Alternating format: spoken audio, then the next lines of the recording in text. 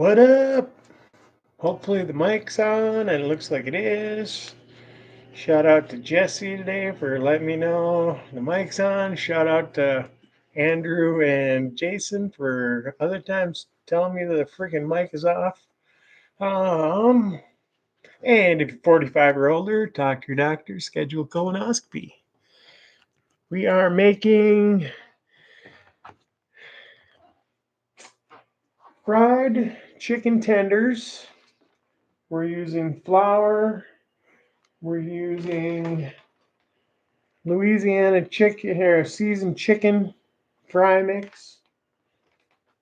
We're going to use a bag of extra crispy chicken coating. We're using canola oil at 360 degrees roughly. 3 cups of flour, about a half a cup of Louisiana, 1 bag of this.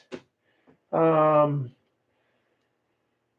a tablespoon or a teaspoon of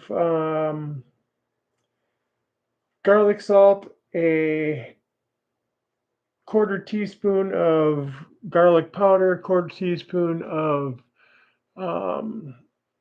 onion powder, about 3 teaspoons of salt, and about a teaspoon of black pepper. So you saw on the prompt there, or whatever, the thumbnail, we're doing baked squash. Okay, that's for our pumpkin pies for Thanksgiving. I make right around 20 pumpkin pies. This year's is gonna be between 16 and 18 pies.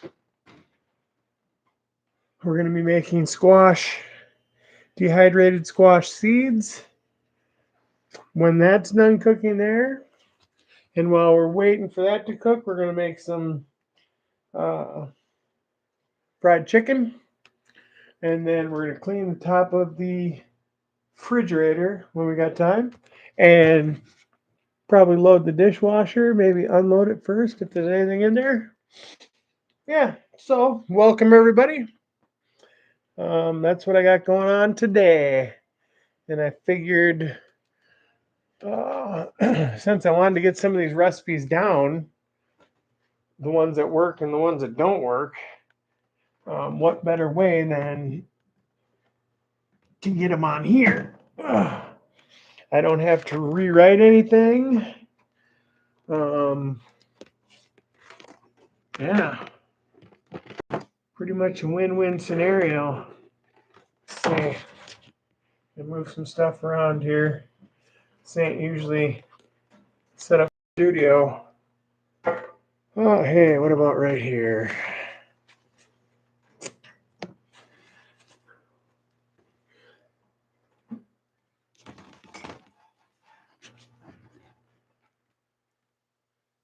How about something like that? Boom, you can see the flour. All right. Let's turn this way. In this big pan, that is almost 2 whole bottles. Yeah, okay, so it is 2 whole bottles of canola oil. What did I say? 3 cups of flour. I'm only making a half batch, but I wish I would have known when I start thawing this out that my niece was going to be here. I would have made a whole batch because this is one of her favorite things. I think if it may still be. You never know. I don't know when she's going to be here either. She might not be here till late. She's getting on a plane in the morning, so she's coming home from school tonight. Getting on a plane in the morning, going to Texas for a wedding, and then back here and back to school. Busy, busy, busy. So we've already added half of this bag. Add a little more. It used to be spicier, I think. So at least it used to be a different color. 1 bag of this extra crispy, great value seasoned coating mix for chicken. They have the pork one. They have barbecue flavored. I just use the regular chicken one, and it has just regular seasoning is the flavor. Seasons, extra crispy.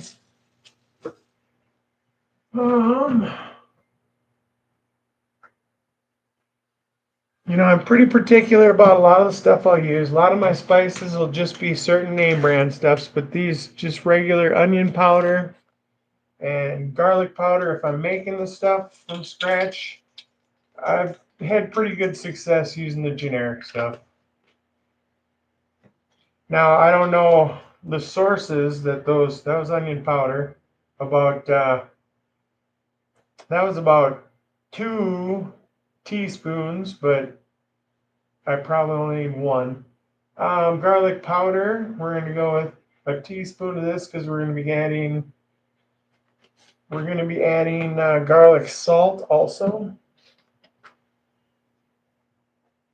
About a teaspoon and a half of that. Some regular salt. About a teaspoon. Usually, like I said, I make double this recipe, so I'm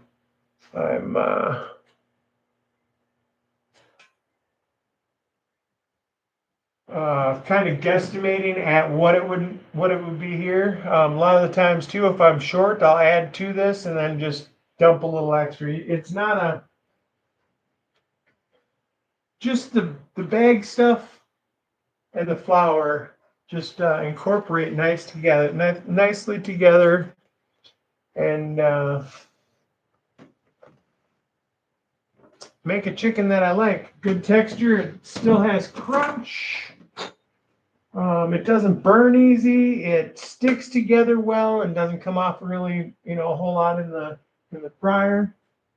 I like to reuse this oil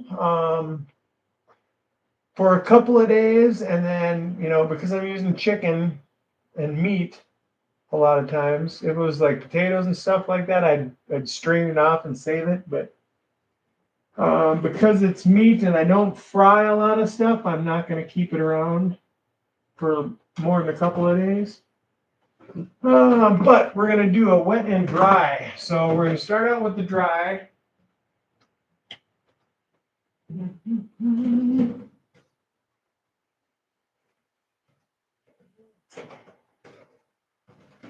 And we're going to roll it around in our dry powder, our flour mixture. And then we're going to dump it in some of our milk, which would be our dredge. So I'm going to put a couple of cups of water, or a couple of cups of milk in there. And then I'm going to take some of our Louisiana powder here, because I want a little bit of whatever it has in it for extra stuff to coat the chicken. And then we'll put it back into our liquid, or from our dry to our liquid, and then to our dry again.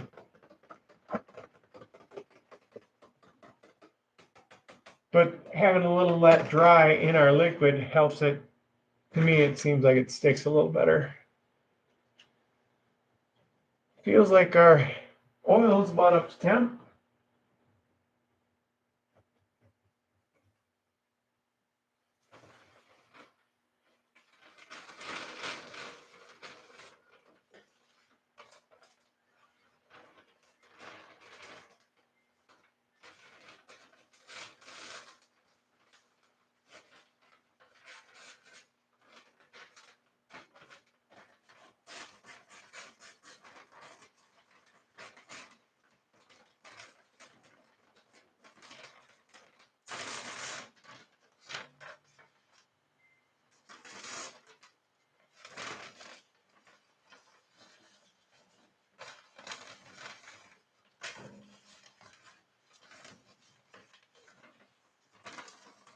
Get that down in there. All right.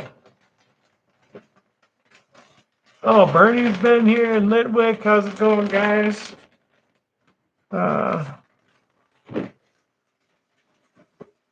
figured I'd record what I got going on here for 3 different recipes. I have some baked squash going in the oven for, it's going to be pie filling for Thanksgiving pumpkin pies. I'm making some fried chicken tenders. And we're dehydrating the squash seeds and seasoning them. Welcome. This is the kitchen, and we're going to get started here and frying some chicken.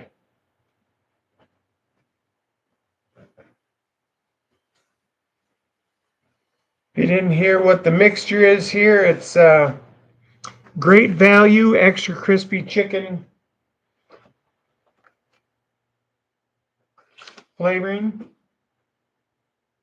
some Louisiana chicken seasoned chicken fry, 3 cups of flour, garlic powder, garlic salt, onion powder. Everything's on there or recorded on here, so you can check it out. And if you decide you want to make it, anyways, pretty much the same ingredients with our. Oh, I did forget to put black pepper. Same ingredients in my chicken, pretty much is in the squash seeds, except there's not any flour or the seasoning here. You know, just the basic seasonings are the same though. I like the garlic. I like the onion powder, garlic salt, stuff like that. Let's see. We're gonna mix this up. And this, 3 cups of flour is the basis of this, and that usually covers 1 3-pound bag of chicken tenders, cut in half. So these are all cut into bite size or, 2 bite size. So then I usually have another plate too going. So I like to get this all breaded as fast as possible. If possible, all at one time, but it don't all go into the oil at the same time. So, and at the end of this, the kitchen will be clean again. So, I like coming in here and doing this when it may have already had a few people working around in here. All right, so raw chicken into the dry flour mixture, into the wet seasoning, and then back into the dry, and then I do usually like to keep 2 hands. So one hand is working in the dry, one hand works in the wet.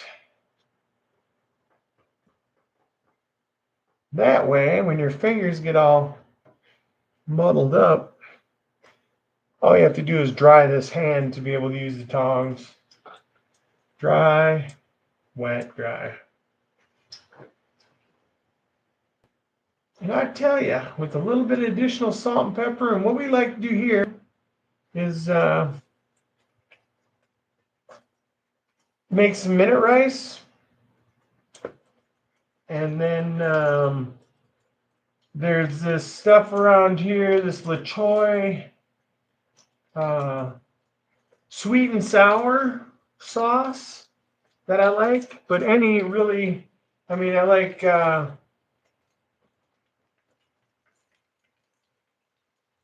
like buffalo flavored stuff. So buffalo sauce of some sort's good.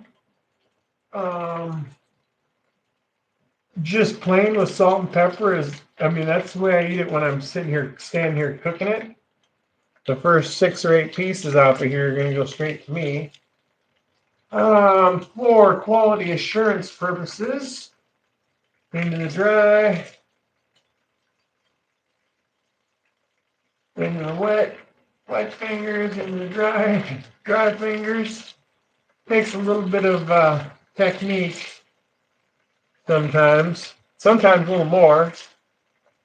Wet fingers into the dry fingers Into the wet, wet fingers. Into the dry. And into the oil. We're cooking at about 360-ish. I think this is the first time I'm making this in this pan, too. It sounds a little hot, but that's right. For the moment, I don't see anything burning or nothing, so we're good.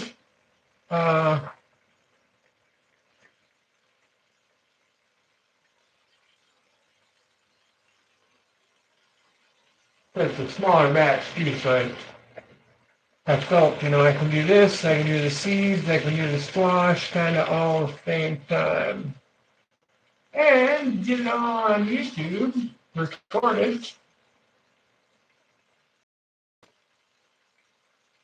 So, my niece loves this recipe. I can say, hey, just go on YouTube, takes 5 minutes. I explain the whole thing. If you want to take 25 minutes and cook it right with me, boom, there you go. Now, I don't know if they have a cooking arrangement type of deal where they can go cook themselves in their dormitory. Not sure. Have to find out, I guess. Anyways, she's the one I hope will be able to help me a little more when she's back home here with some computer stuff.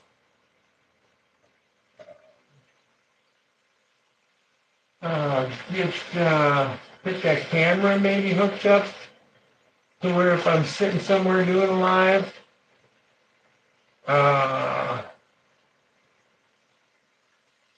maybe I can have a little better picture because I know this laptop doesn't have the greatest of pictures, especially when I'm moving around.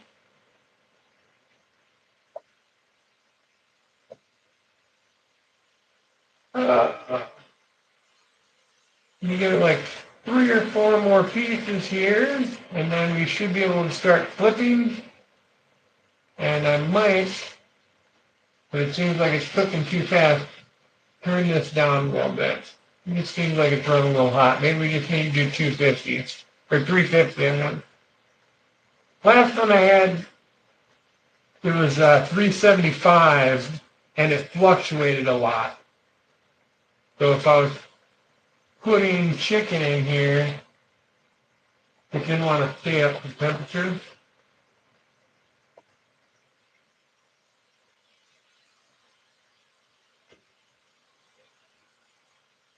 This one's a little thicker metal too, I think. Thicker bottom.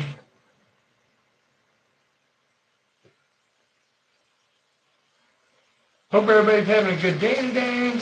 My buddy Andrew, shout out to him.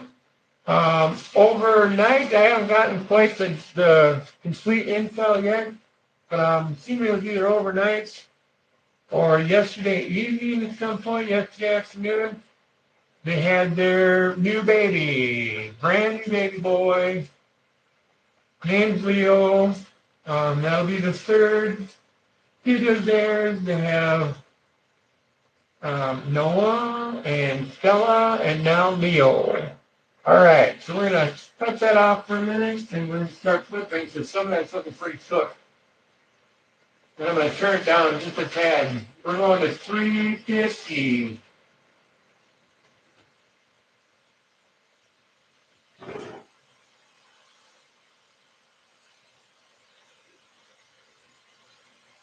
What I did is I turned it down there until the light went off. So we were heating at the time I was there. I turned it down to where the light came off. Now it'll come down in temperature. And then turn back on. And when I notice, well, let's see what happens. I won't notice anything right away until I start to add cold chicken again in there. But we're going to cook that squash for roughly 40 minutes, I believe I said earlier, 45 minutes. Dee, hi Dee, how's it going? You like cooking, hon? I'm making some chicken. If you're still here, let's see, I'll show you. We're going to dehydrate some squash seeds because I'm making baked squash. And that squash is going to go into 20 pumpkin pies that I'm making for Thanksgiving and then giving away. I've been doing that for roughly 15 years or so. So I've probably made 200 and some pies doing this. Grow the squash myself. It's basically my grandmother's recipe. We're doing this in honor of my grandmother every year. And this is her bread bowl that she got when she got married in 1946 after the war. And I don't make any bread in it, but I do like doing other stuff with it. All my stuff I process out of the garden usually goes in that bowl. Thankfully, I haven't broke it yet. All right, so we're getting pretty close. Some of these are a little farther along than others, but I tell you what, it's I don't know what made me mix that with this and this or whatever, but I knew flour wasn't quite doing it with some extra seasoning. This is basically how I make my eggplant too. I'll thin slice eggplant like 1/8 of an inch, so just about to where you can see through it, and then throw some flour, salt, pepper, onion powder, onion salt, garlic powder, garlic salt, and then flour, and then do the same thing. Dip it in the dry, and then dip it in the wet, and then dip it in the dry again and fry it. And it gives it a nice crispy outside. Eggplant, if you don't fry it a lot, or if you don't know a lot about it, when you fry it, if you don't fry it or cut it thinly, it'll be moist inside. That has its own benefits to it. It's amazing either way to me, but I do like it more like a potato chip. So it's just on the verge of being potato chip like. When you get to a potato chip like with the eggplant, it's more burnt. So you just want it just before it gets to a really fully crispy texture, but it'll still be crispy. Anyway, bang, there we go. All right, now let me get this plugged back in, and hopefully I remember it's plugged in the next time I go yanking around.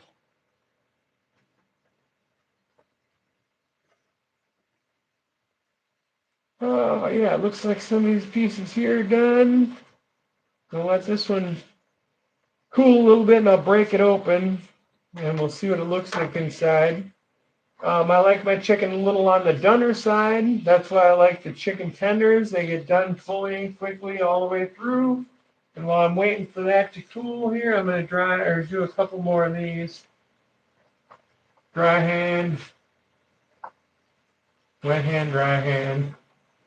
Back in the wet. Oh, shoot. I double dipped in the wet there. Oh, well. We'll put this one in here now so we know that one's triple dipped.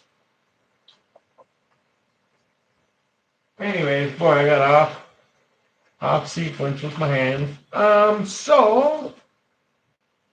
Yeah, what I'll do with that squash then, it'll cook for about 45 minutes. It's slathered with some butter or margarine, whatever you want to use, and then cooked in the oven at 360, I believe it was. What did I put in there? Oh no, 400. Okay, 400 degrees. Got too many temperatures going here in my head. 400 degrees for about 45 minutes. The smaller ones will get done sooner, and the bigger ones will take a little bit longer. But like I said, if it seems like it's cooking a little quick, I will alter that. I cook on the fly a lot, by the seat of my pants maybe. But, you know, this is a new griddle here, and that's a newer oven. I've only used that one for this purpose one other time. So with the variables, you know, you got to be able to be flexible. And that's where, you know, being a good cook isn't just being able to cook food, and being a good cook isn't just following a recipe to the T. A lot of the times, if you do follow a recipe and the person that wrote down the recipe knew what they were doing, and you don't alter that, you can come out successful. But, you know, I've said this in other videos. I've got a 3-generation family here that I cook for. Nothing can be too spicy. You can't have it too, you know, with lack of flavor, because I won't eat it. I like my food to have flavor. So whether it's a meat that you're charring first before you're actually cooking it in your, you know, stew or whatever, you know, you got to go through those processes. You got to be right there on top of it. Especially these days where everything's made to be thrown away, which I think Jesse brought that up earlier today in Andrew Heckman's Pogo chat or live. Just everything's made to be thrown away. Oh yeah, we were talking about Grandma's bread bowl. That thing's been around since 1946. It's what, 80 years old? Almost coming up to 80 years old. It's got a crack in it. I've used it every year I've had it since she passed. Or actually since my grandpa passed. When my grandpa passed, you know, before we had the sale, everybody could take what they wanted or whatever. And I saw Grandma's bread bowl there, and I thought, you know, I do like clay pottery. Minnesota's favorite, or famous for their clay pottery. Red Wing being their most famous, as far as I know. Red Wing. There may be others that I'm not aware of that maybe are more valuable or whatever, but Red Wing is the most popular one I know. I better get that stuff out of the oil now. That's the one variable I'm going to have trouble with doing this, is yapping while I'm trying to cook. But like I said, this hand here now, I'm going to try and get all this off of it. It's really easy to transition to a Pong. Get some stuff on there.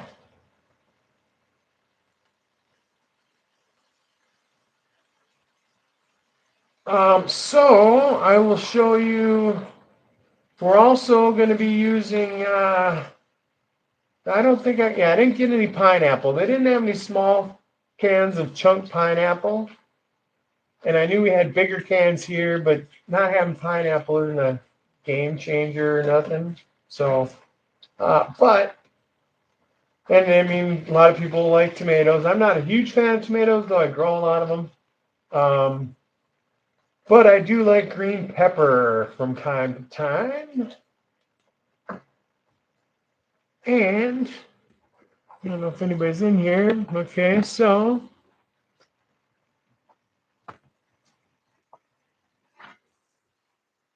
I like fresh green pepper.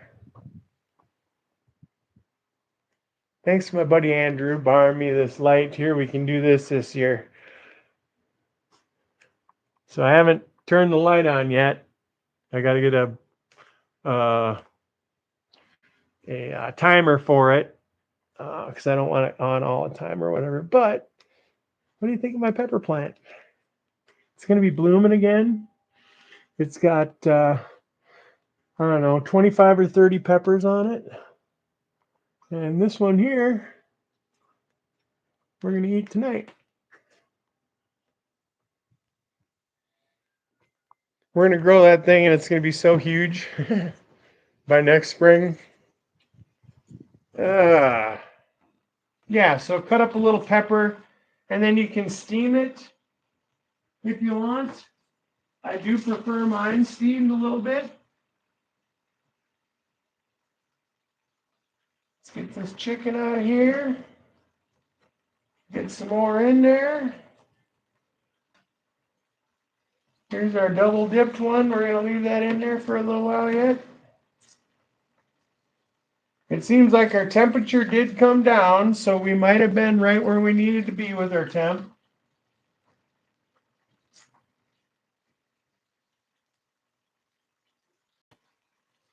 I'm kicking that back up to 560. That's where I had that other temperature in my head.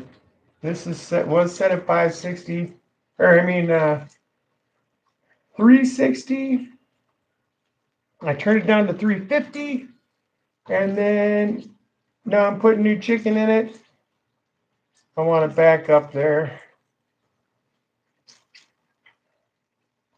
That looks like it's done. Maybe I'll leave that one there for a minute. That might have been the last one I put in, those two. All right, new chicken in. And then we've got like 4 more pieces to get going. Since we don't have that up to temperature yet, I'm going to quick do this. We're just going to one-hand it. And we'll fit all this and we'll get it all done in 2 batches. I used to usually stand in here for an hour and a half doing this. Because like I said, usually it's 2 batches. So my powder, my flour mixture here is pretty much on par for what I needed. I probably used too much oil for what I needed. Because I'm used to using a lot of oil for a lot more chicken. But that's all right. Like I said, we'll find something else to use it for, whether it's French fries or something the next couple of days. And then we will dispose of it.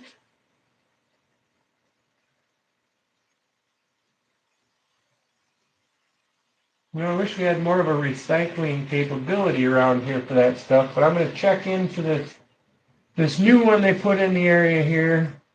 It's not in our county, but I think it covers our county. I believe it's free. I know for a fact that it's Washington County. So if you guys are in Washington County, near Forest Lake, there's a new recycling place they just put in this summer, or they just opened this summer, to where they recycle tons of stuff. And I believe the whole thing, as long as you live in that county, and I'm hoping and guessing it's the neighboring counties also, you can use it and get rid of stuff there for free. And I'm just wondering if it has to do with cooking oil also, because I know it has to do with motor oil and batteries and stuff like that. Possibly even TVs and refrigerators and stuff. Now that's huge. People don't like paying for that stuff, and it ends up dumped down on the side of the road. All right, one more dip in the wet and back into the dry. And then everything's breaded, including my fingers. That's another thing. This is hot grease protection. Nice to have your fingers protected when you're dealing with hot grease. And I think it's just going to fit in here. Okay, all right, boom.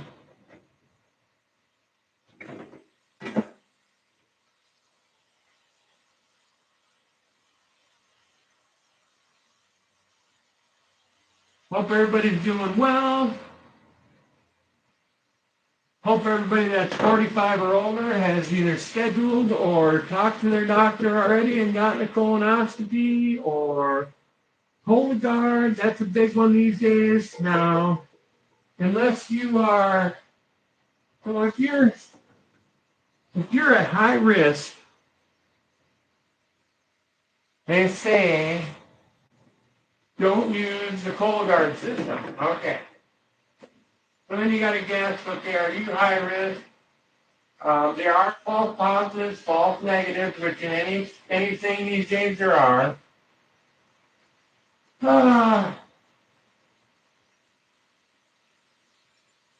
If you have any like chemical past histories, I would suggest you go with the straight colonoscopy. Um, because family history, which is what I would assume they would go by, with high risk or low risk, family history isn't good enough if you have a chemical history in your background. In that case, which I had, and I'm pretty positive that, years of abuse led to my early diagnosis.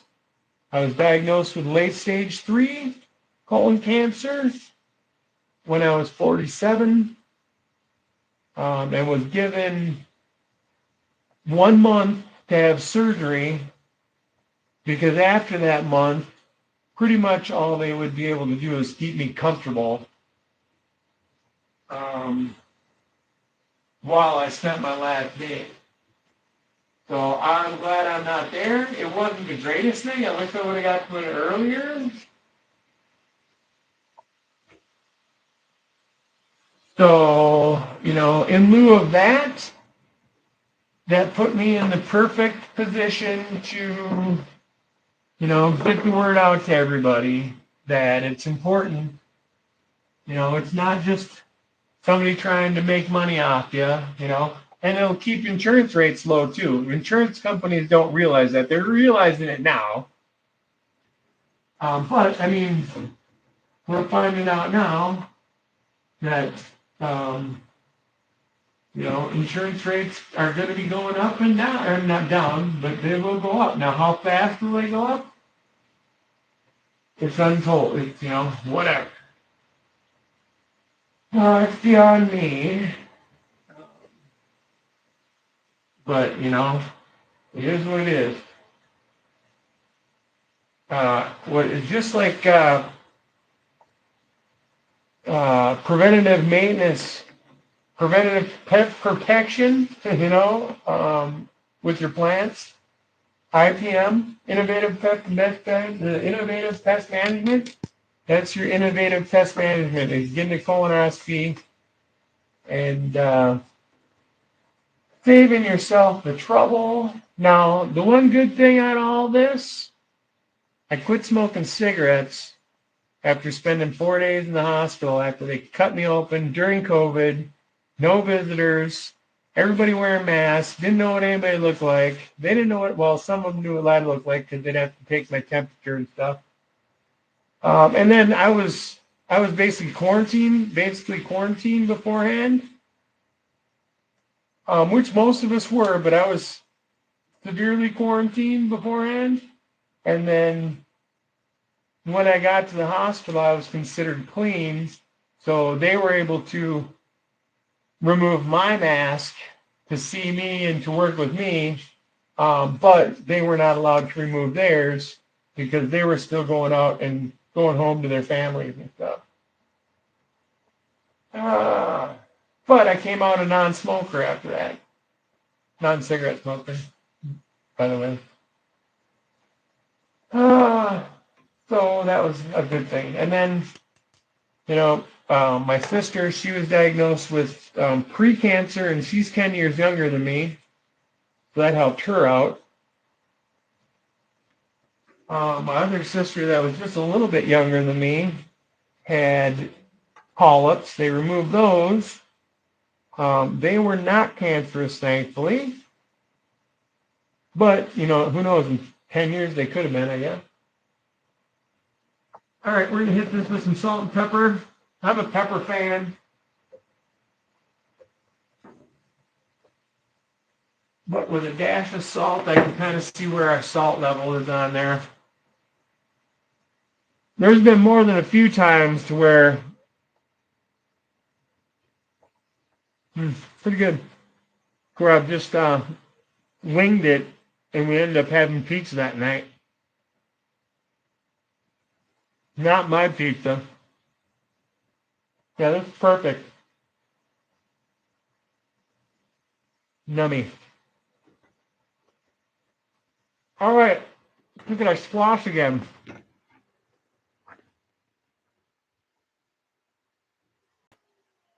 All right, you know what? We're getting pretty close.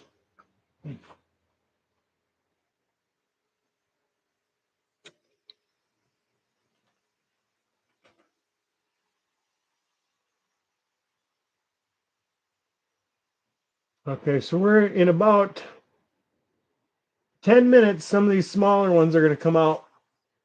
Maybe one or two of them. Not all of them, though. That one there is probably ready now.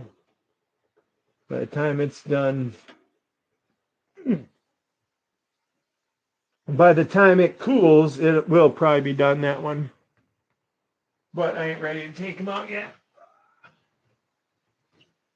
All right, so we're going to drop this down to 350.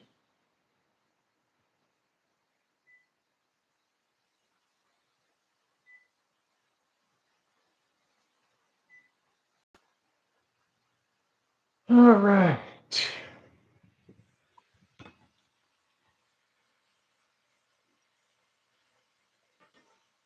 All right, yeah, so I hope everybody has something to snack on these days. That's important. Nourishment. Important to stay hydrated. We discussed that earlier with Jesse.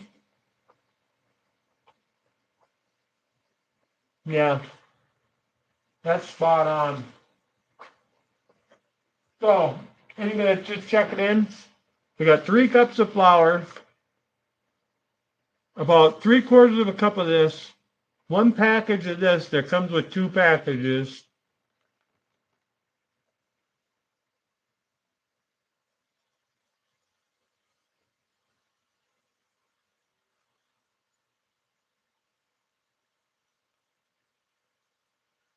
Two tablespoons of garlic powder, a teaspoon of onion, or 2 tablespoons of garlic salt, a teaspoon of onion powder, and a teaspoon and a half of garlic powder. A teaspoon to a tablespoon, or a teaspoon to a teaspoon and a half of regular salt, and then a teaspoon of black pepper. Fry to taste. Next, we're going to be cleaning, which is pretty much a task and a half, probably the longest time consuming part of all of this.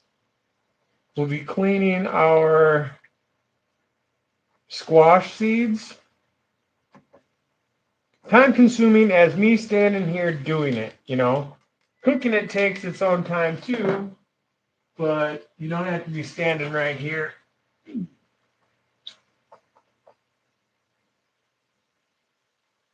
All of this has like little elements of hands-on, but I like the aspect of being able to snack on these little babies a lot. I consider this taking a break from my day. Usually my day is pretty filled with producing some kind of something or other. Whether nowadays it's YouTube content, cannabis, gardening stuff, yard stuff, food, um, processing our garden stuff. I made almost a whole full baggie of ground up pepper flakes this year, hot peppers. Well, here, lo and behold,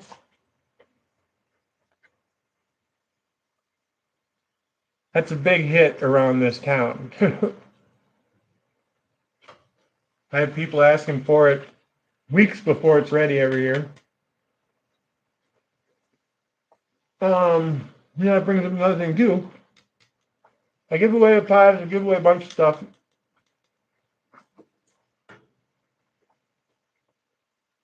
I take donations for my honey. And then that then pays for the supplies for the garden and things here and there.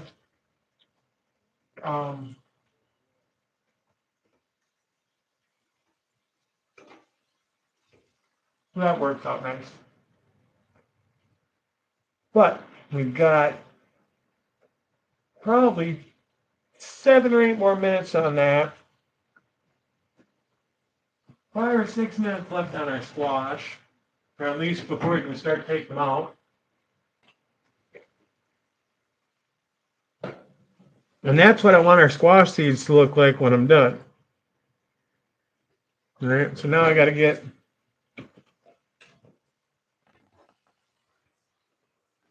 I picked off most of the stuff off of this already, but there's still some of that, there you go. There's a squash membrane in there, and it ain't the easiest stuff to get apart. You can see it sticks there. So I need 2 hands, but we'll slowly separate this here, and then I'll take handfuls full of the seed then and put that in that strainer and rinse them. And then they're usually wet enough to where you just take a little bit of olive oil and garlic salt, garlic salt, garlic powder, onion salt, salt and pepper to taste.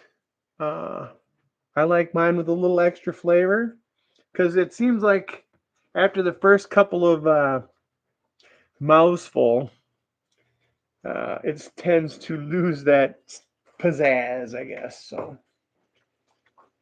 they're very healthy for you. So I like to, if you're hungry, you want a little snack in the afternoon, 2 or 3 handfuls of those as you're passing by them a couple times. And maybe a tablespoon of honey wouldn't be a bad idea. You're set to go.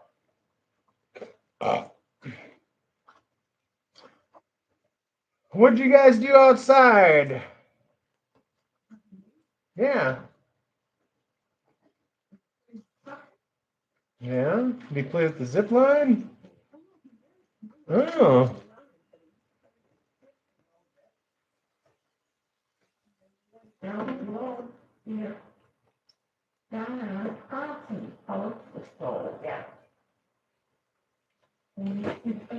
Ain't nothing but garbage in the mail.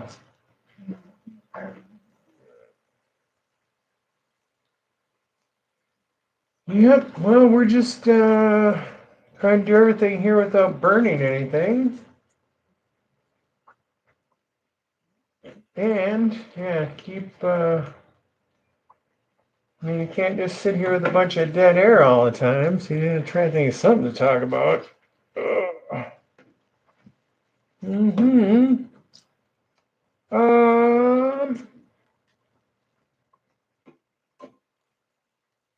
I don't know, it's looking pretty good and it's tasting amazing. Good deal. Got that right again this time, thankfully. All right, squash. Look out, Doug.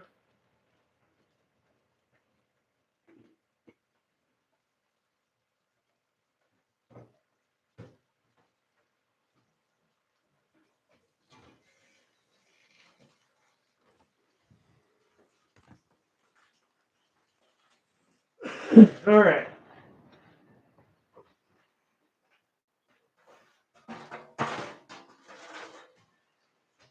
You don't got to worry about piling anything up on anything. These are going to get gutted out in an hour or so. You got to wait for them to cool before you start messing with them too much. But let's see, my tongs.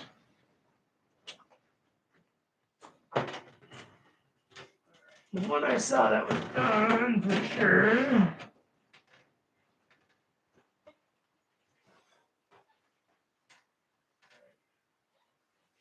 That's what it's going to look like. You got a little bit of butter in there, pooling at the bottom. That's going to come in. I see when I'm making these pies, I notice that little bit of butter when I'm eating the pie. So that's, to me, is important in this. But you can stick that fork all the way down in there and make a mess on your laptop at the same time. Let's see, this might conk everything out.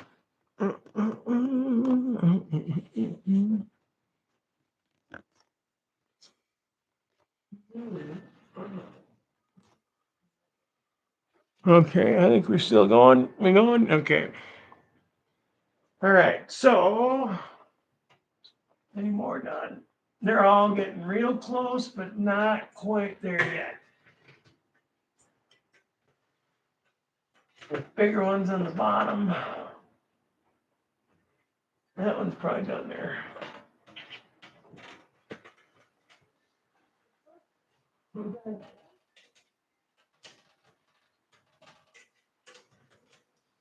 That one's probably done there.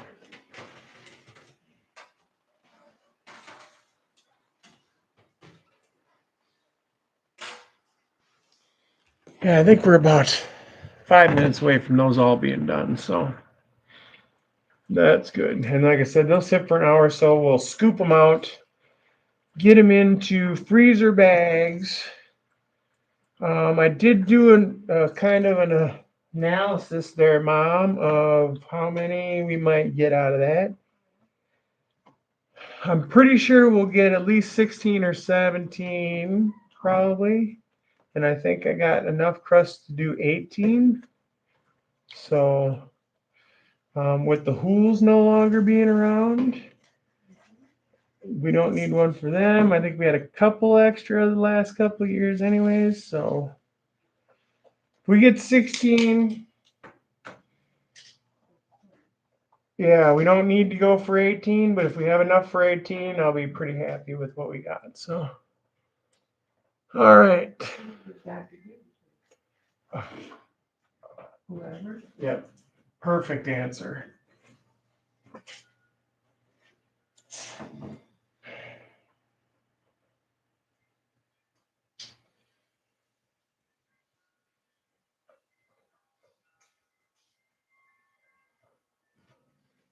Whoever I know is going to be around at the time to come and get them, or to be dropped off at.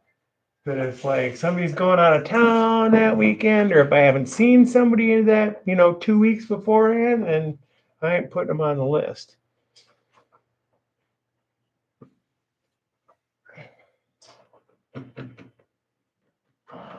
I put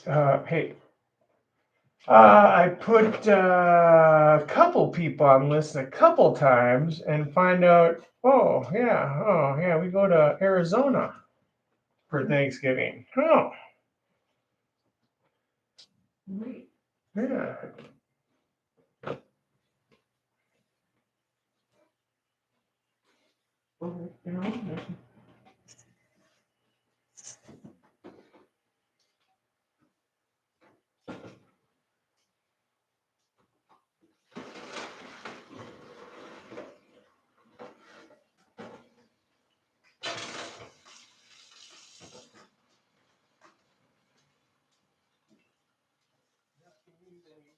Because they have all the information they need to view this in the future.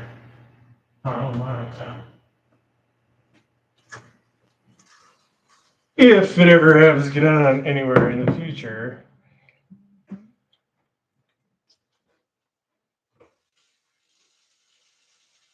And on my channel, we're not going to badmouth people.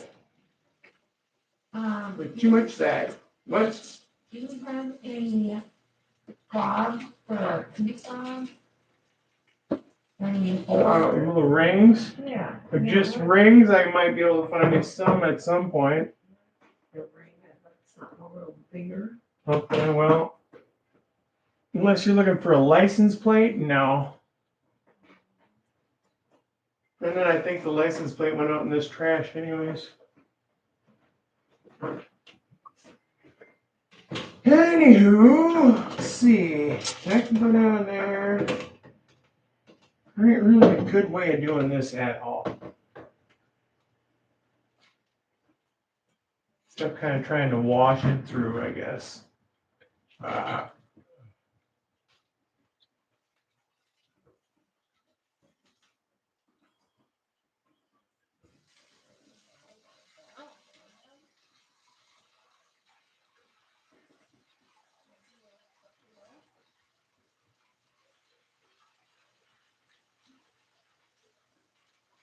Hope everybody's doing well. It is what, a week and a half or so before Thanksgiving, and I make these pies like 2 days or so beforehand. And ouch. They don't I don't like freezing them, and they don't have a shelf life. They like to start shrinking right away. I don't use preservatives or nothing in it. I mean, I don't even know where to get a preservative, I guess, other than salt. Oh, maybe that would help. Some things are salt, are like salt, if you prefer salt or whatever the hell they call it. Not necessary, but maybe it improves flavor. Maybe it improves your shelf life too, I would imagine.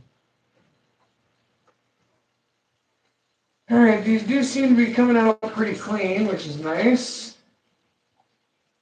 A little bit of that membrane dried up ain't a bad thing, especially when it's flavored.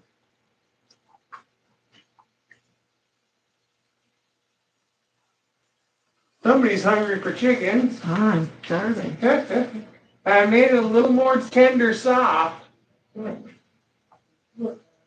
Yep. Right? That was with no seasoning at all, other than what I put in it then. So you just had plain.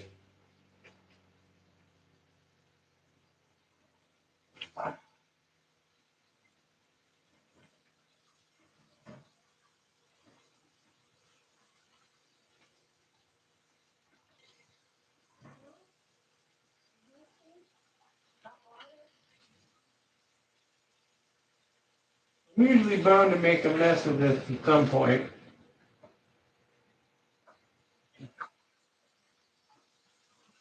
But it's well worth it. If I have to pick up seeds for a couple of days, which right now I only seen one hit the floor, and I'm surprised.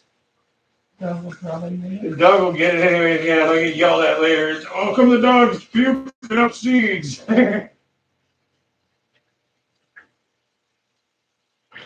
Oops, you have missed one.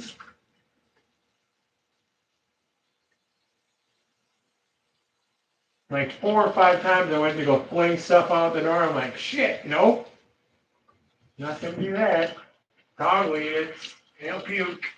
Watch out. Hey, looking at me out of the side eye there. He's a good boy. Maybe he'll grow out of it.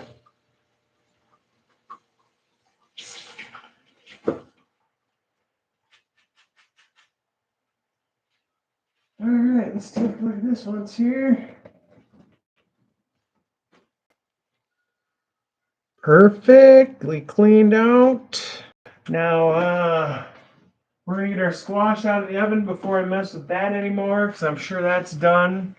Oops, got a quality assurance here. Can't believe everything she says.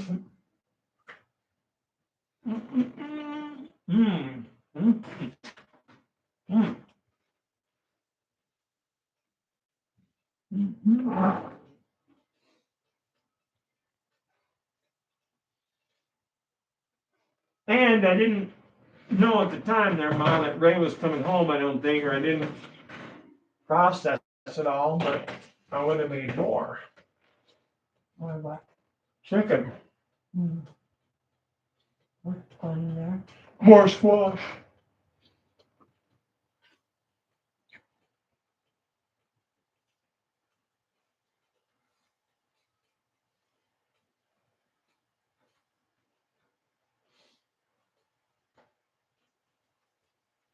Well, it feels pretty close to done, but you know what?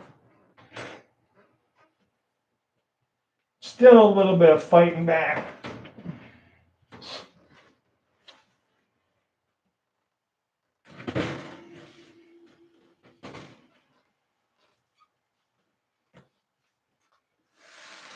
There's something to look at there. All right, mixing in the kitchen.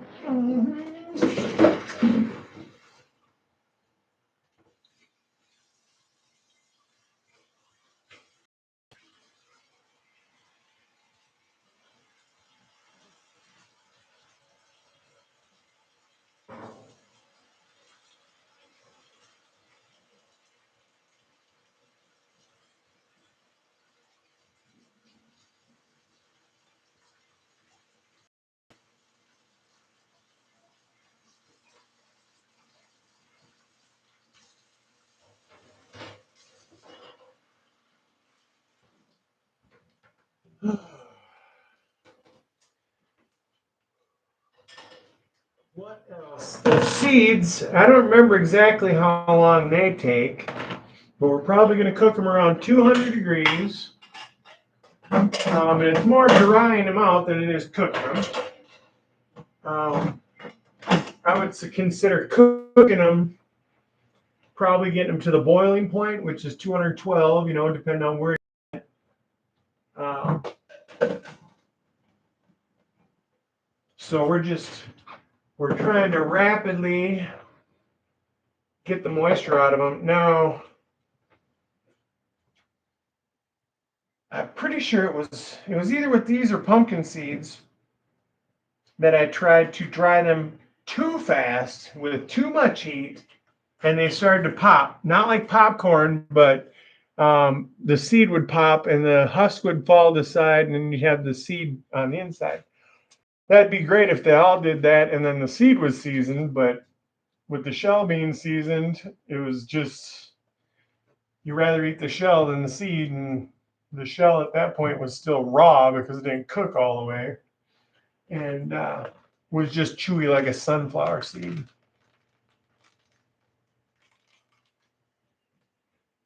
Oh, we still got to make our mixture for the seeds. Here, let's do this.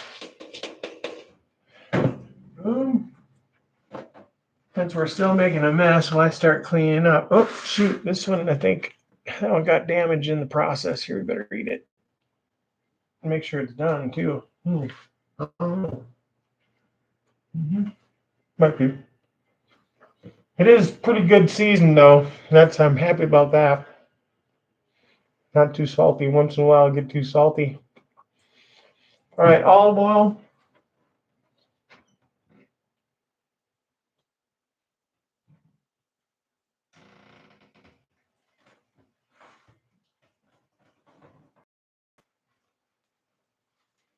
Not very much, just like a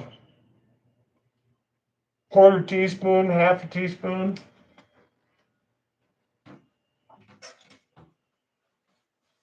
That's going to help our stuff stick to the seed itself and then keep it from sticking to the pan for the most part. You're still going to want to get in there because of the slime on these still.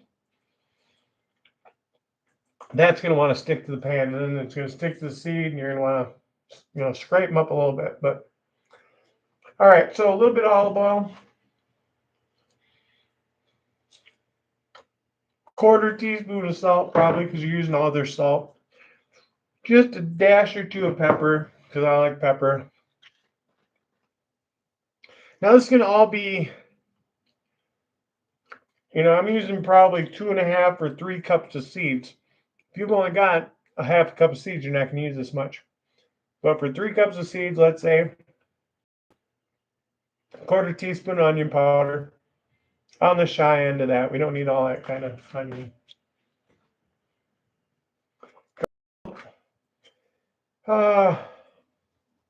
Teaspoon, maybe 3/4 of a teaspoon.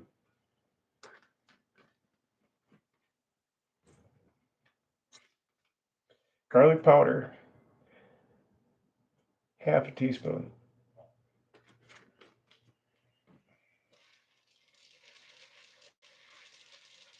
Doesn't take much to mix it up. And we're just giving it a base right now. What I'll do is when it gets close to dry, you're going to find a little more chunks too that you don't want in there. When it gets close to dry, start tasting it, and you can still add some of this stuff to it to your own specific taste. I've done that way for the last several times that I've done this, and you can pretty much dial it in to where you don't want to put it down once you pick the bag up. Or at least I don't know. I can eat it's not a whole bag because that would probably make me sick, but just like a bag of chips, somebody could put away pretty easily. You can do the same thing with these, and they're better for you. I don't know exactly why. Probably the enzymes in the seed, I imagine, what it's made of. All right, then we're going to spread that out. on a baking sheet, and we can do a little bit of spray if you want. No, we don't want to use a brand new one.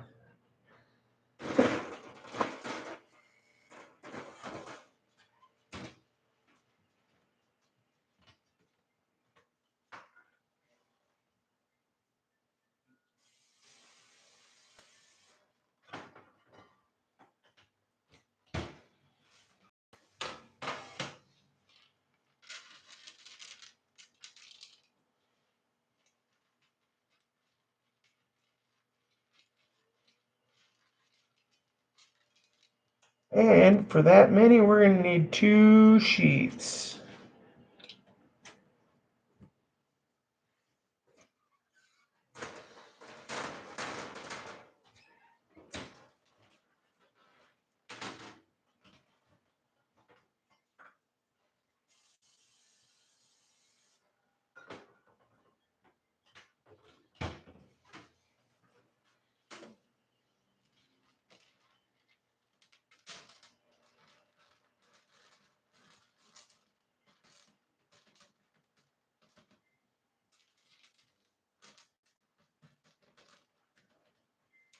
Hear something there, Doug?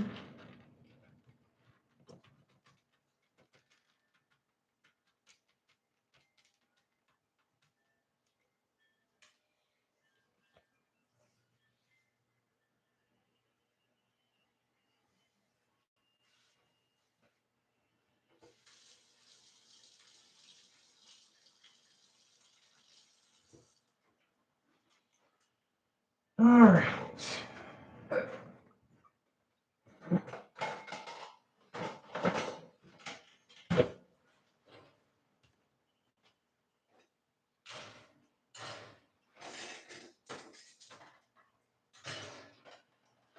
Kind of crazy.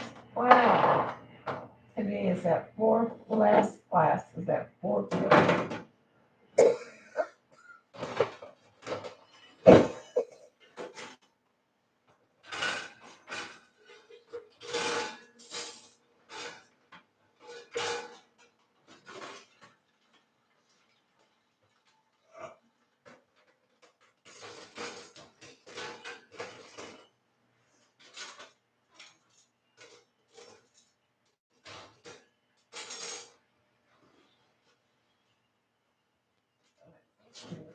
Early.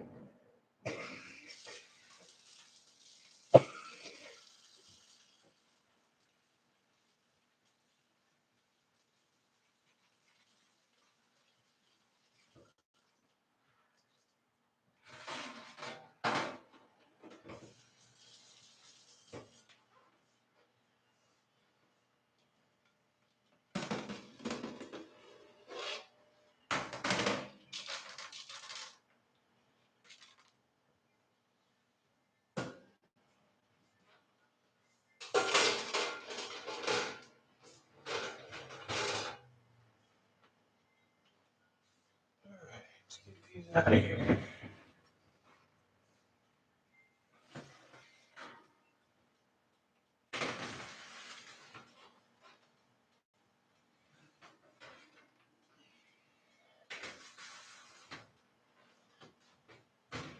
Get this down to 200.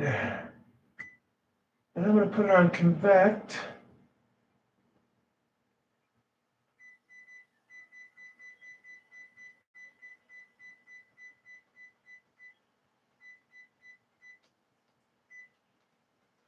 Go. These can go in.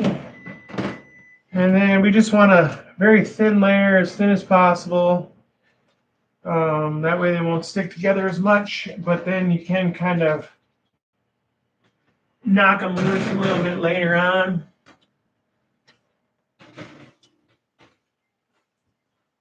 Take a look at our squash. Let's take a look at everything we've got done so far, huh?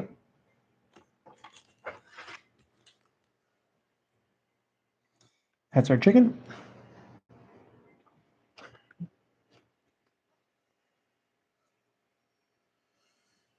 That is enough squash to make at least 16 pumpkin pies. And then we got the seeds from those squash. I don't know if you can see that. I see a bunch of glare myself.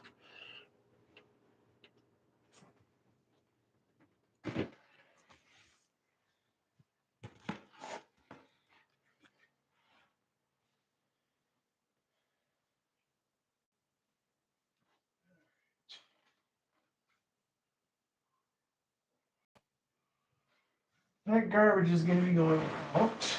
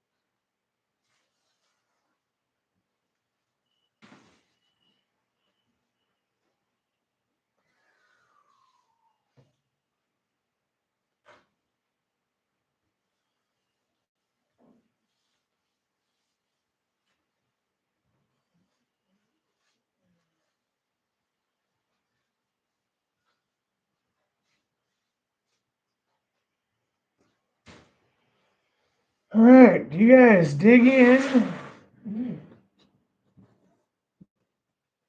See, get the notebooks. I'm always getting burnt.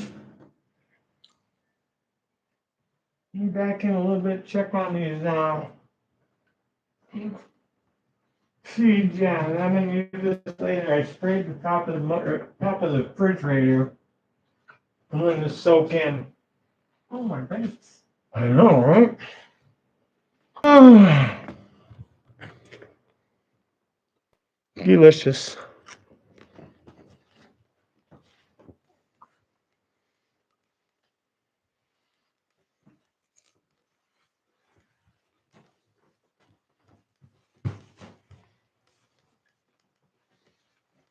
Hmm.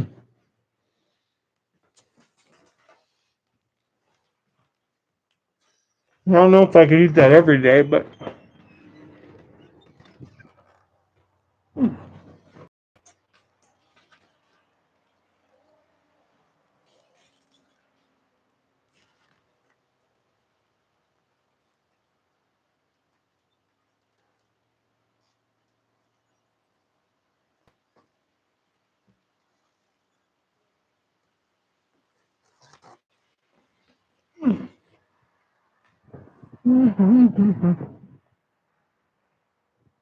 so I'm ready to do a couple of rips. But first, I'm gonna empty that trash and grab something to drink quick. I'll be right back. Thanks everybody for watching.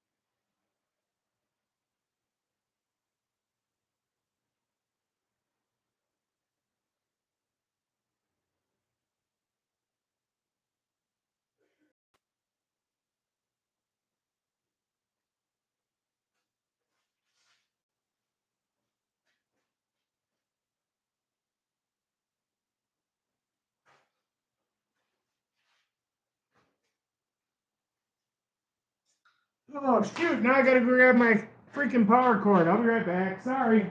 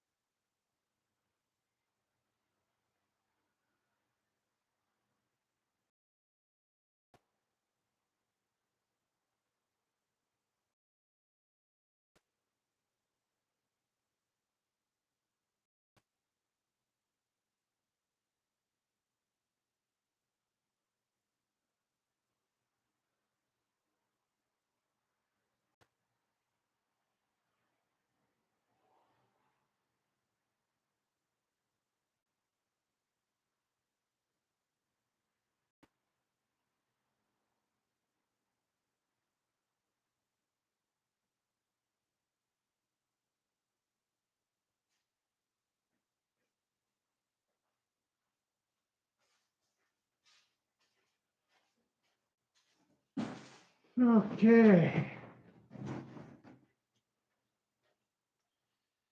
Yeah, buddy. I like to try a lot of shit, man. So I did the biochar this year. I did the nightcrawler castings, both of which I am so glad I did, and I'm going to continue doing all of it.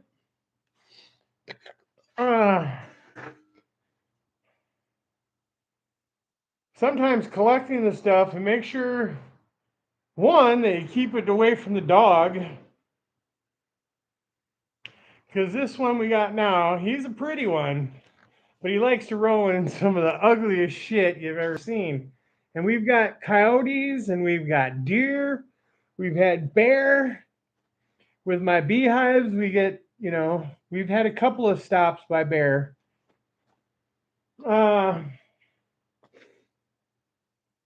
So you got to be careful, and it's got to be well thought out. I haven't hit all the marks because I have forgotten and thrown stuff out, and the dog's gotten a hold of it, and later puked up seeds of some sort or whatever. Rolled in my compost pile one time. That had to get moved inside the garden.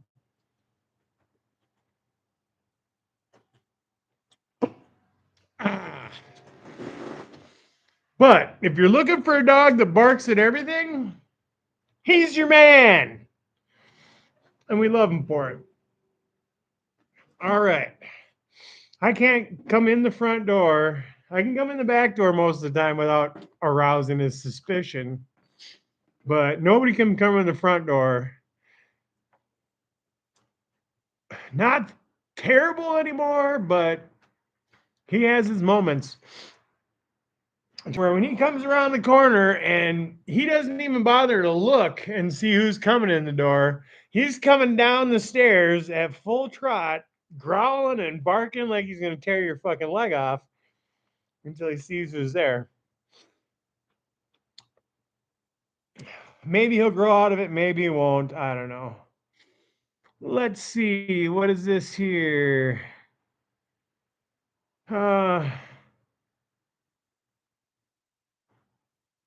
This must be this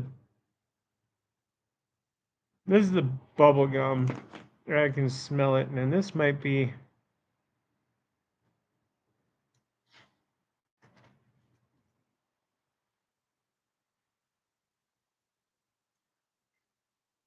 That might be blueberry sprinkle there. It's funny, one of them I get a little bit of a skunky smell once in a while, and I'm not sure which one it is. I'm pretty sure it's not the bubble gum. Although, oh no, it was the cream cheese had terps while the plant was growing, familiar to a terp that I smelled in a flower that I had in the past. Maybe you can follow this. That changed into a skunk terp after about 3 months.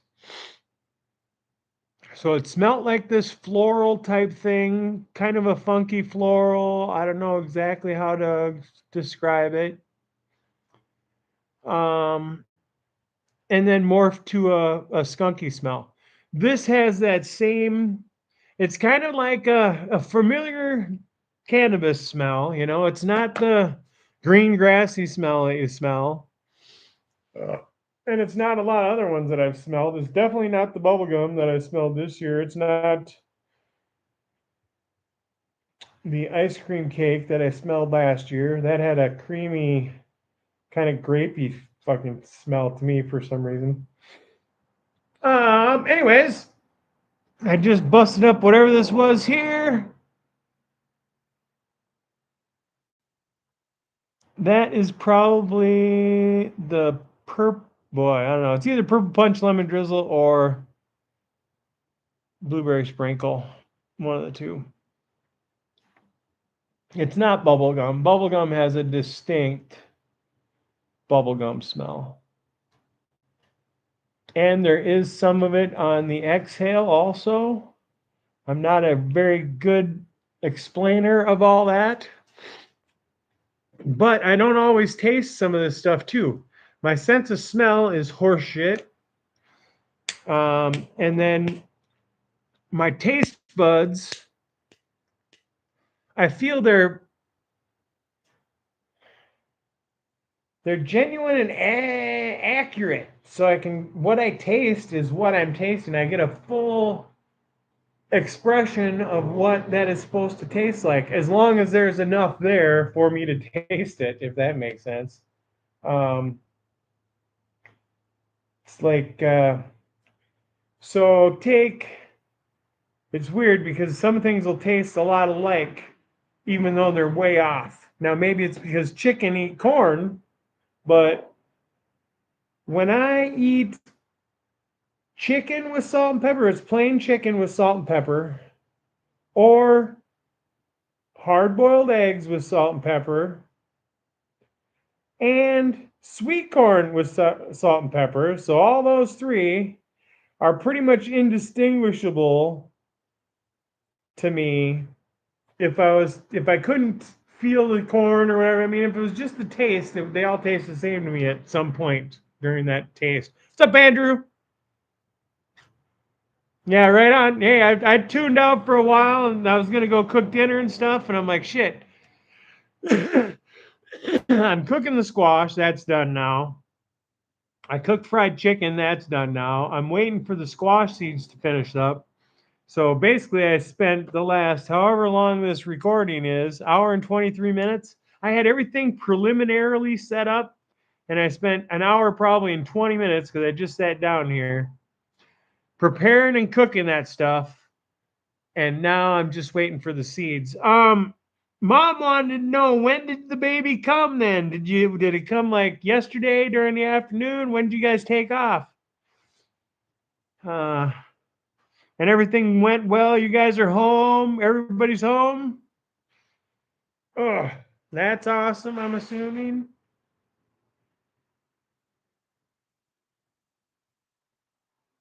Oh, yeah, perfect. Keep their attention. Good job. Good call.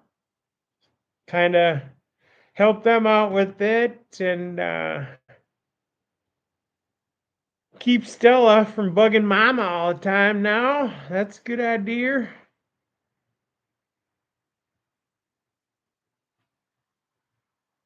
Oh, okay. Sweet. Right on. Nice, nice, nice. Oh, they don't often keep them overnight anymore or anything. So I was like, oh, they're probably home already. And from what I've seen of Michelle, she's probably up and already and cooking meals and stuff. But she deserves some friggin' time to rest. Anytime I've seen her in the past, she's always been working. So, I don't know if I just got a rose-colored friggin' view of it, but you guys are both very hard workers, and you deserve any time you get to chill. Pizza party tonight! Woohoo! All right. Stella and Noah are getting some pizza.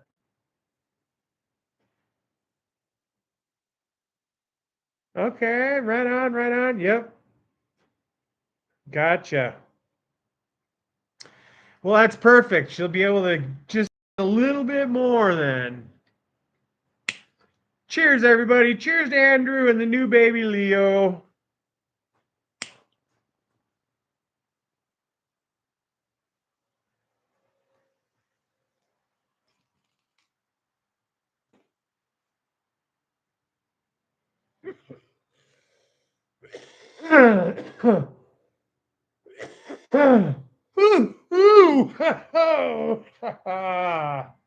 Oh.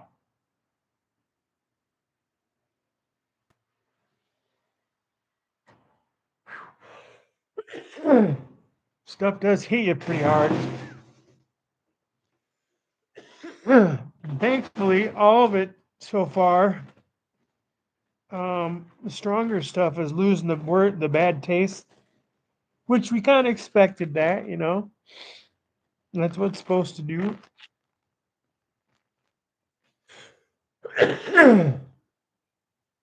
As long as you give them enzymes a chance to do their job. Ah.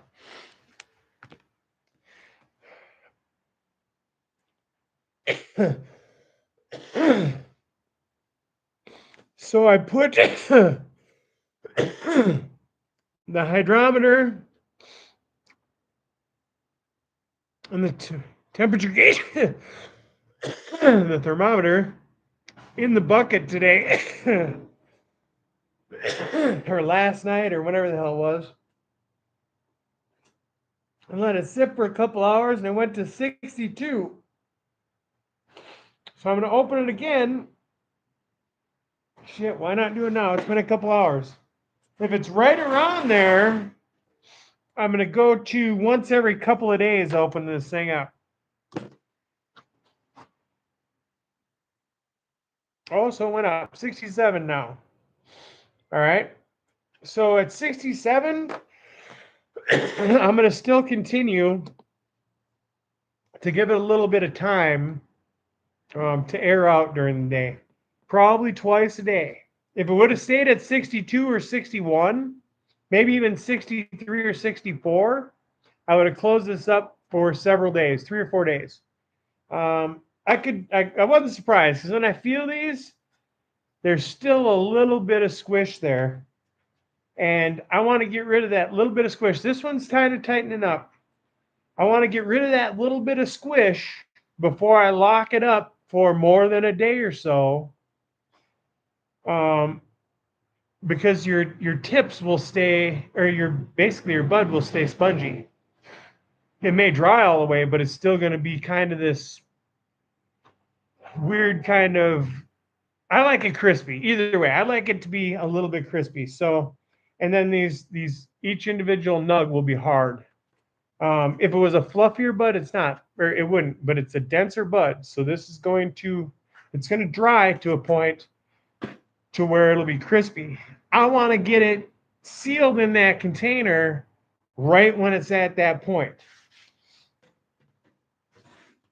And then as it cures the rest of the way, it will stay crispy but fresh.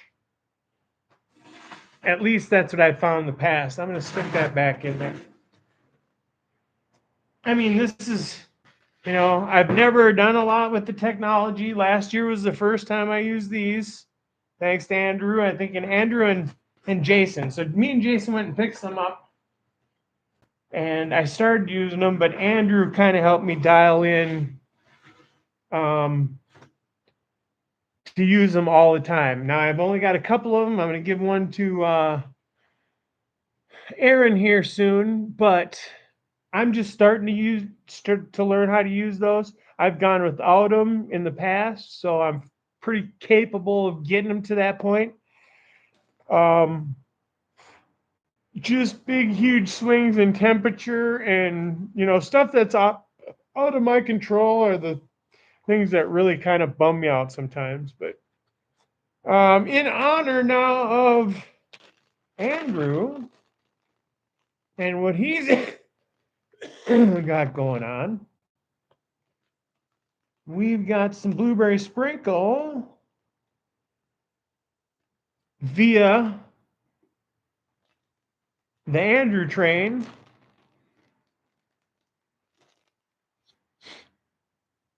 I've got that in the little bag here, and I just got a good whiff, and that smells pretty god darn good today. I better finish this one off and warm up my lighter.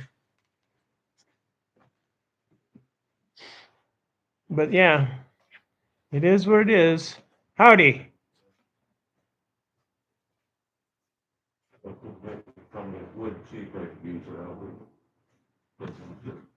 Oh, the wood from the deck? Okay. Just cut that off. Put it on the trailer. With their tractor. Yeah. The bucket on it. It's slow on that trailer. When I drag it, it takes 15 guys to carry it. Right. So I missed that. You got a couple of what then?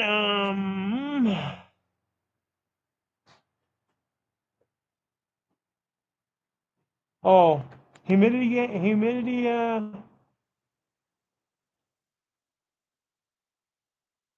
hydrometers. Okay, yep. That's like I said, it's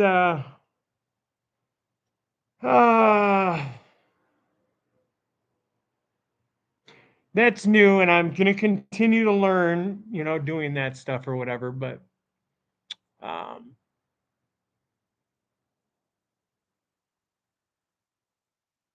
I don't know.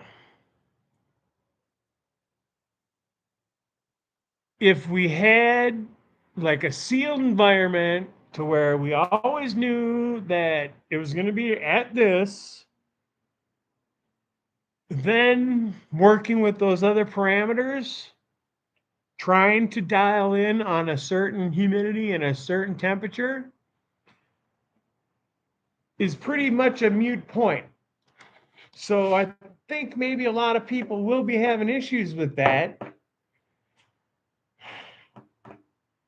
And maybe they're not noticing it, all of a sudden, boom, they're coming up to a day, they're like, one day they're like, okay, this is going to be 3 or 4 days out. And we're going to plan it for Friday. And now all of a sudden it's Wednesday. Well, that doesn't make sense. Say it's a week out and we're going to plan it for Friday. So it's the Friday before. And now all of a sudden on Wednesday, it comes up and you're dry and maybe you didn't notice it. Maybe Wednesday you should have had this planned.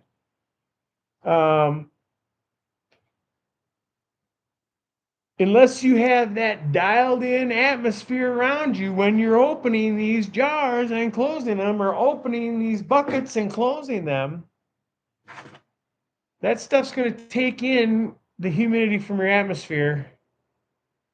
And it may not be huge swings inside there, but if you're burping it 3 times a day and your humidity is 76% and your flour is at 65%, you're not going down anymore. You're either staying same or going up.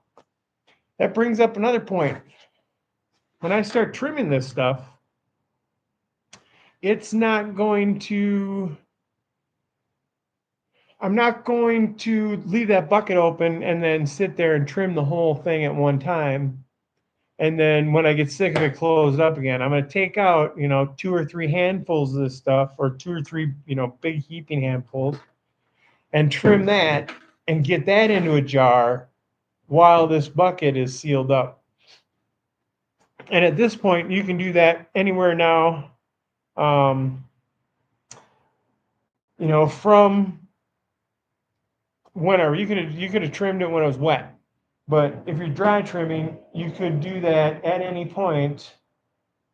Just don't wait until it's completely dry to open that stuff up, because then, if it's dry in your atmosphere, it's going to dry completely out. Like say Colorado, they have 40% humidity a lot of times. If he opens up his 52% flour in his bucket and they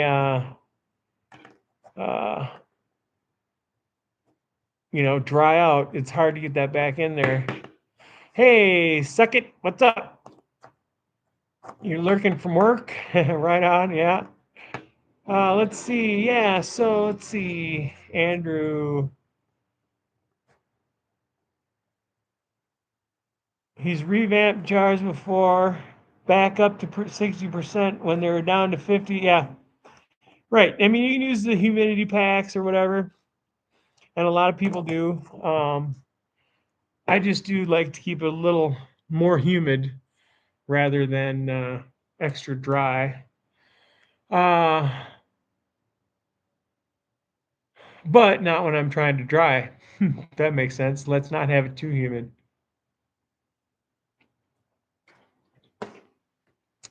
That's why it's nice to be kind of mobile too. Or to have different options. Like if it's really humid, I can stick it up in the attic here. Now I'm also dealing with heat up there then, so maybe put it up there at night. So if it's really bad and you're dealing with outside temperatures and humidity, and you're like, man, I don't know what to do, it's a lot of moving stuff around. One day it might be hanging out in the tree because there's a slight breeze, cooler temperatures, a little bit of cover, where in the garage you wouldn't get that airflow. Next day it might be in the garage because the sun's shining like a mother and it's hot out and it's really windy, you know, everything you don't want to have.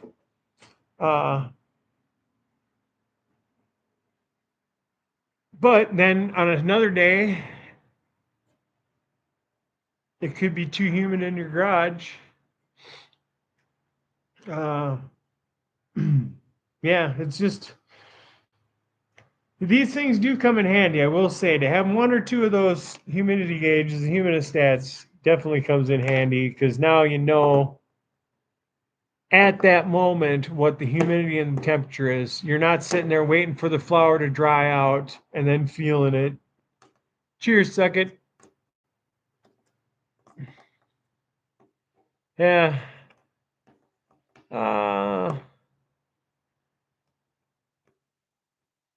Yeah. Andrew says, you know, burping in the garage can make it tough. None of it's easy. I will say that. This plant will grow on its own, do its thing, probably for the end of time, as long as we don't eradicate it or, you know, get it sick of some sort, breed out all the beneficial stuff it has and make it weak so it all keels over. I don't know. The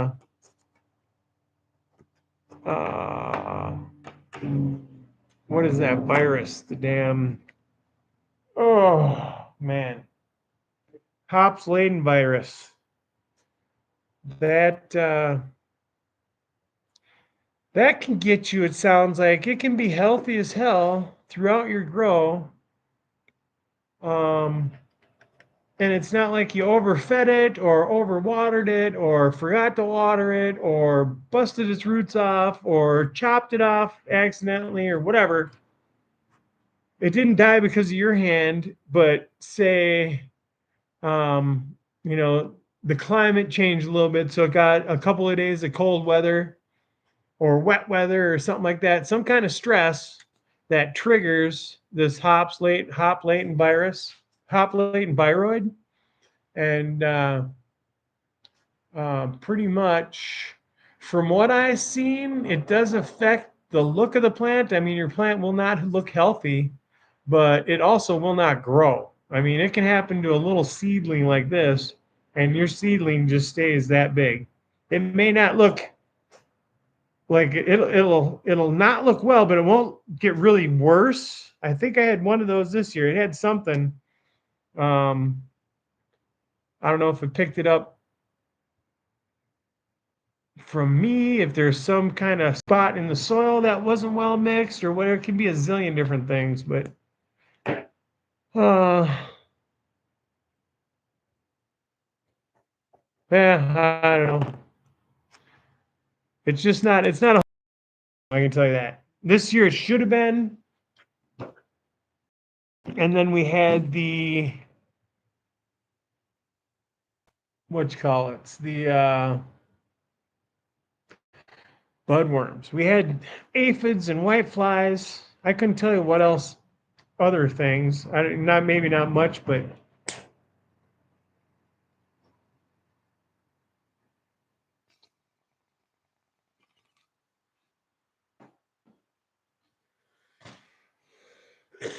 the budworms were the ones that I didn't have a good answer for at first. And by the time we did figure out it was just good monitoring, I didn't have the time to monitor them.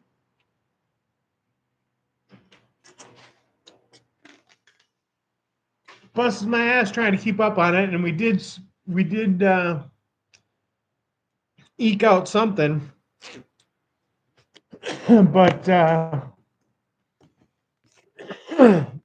we were missing a lot of our colas because it seems like that's what happened, or that's where they went. They went for the tops of the plant within a few inches of the top, a foot or so, and then worked their way up, going from bud to bud, eating the inside, crapping in it, and then moving on.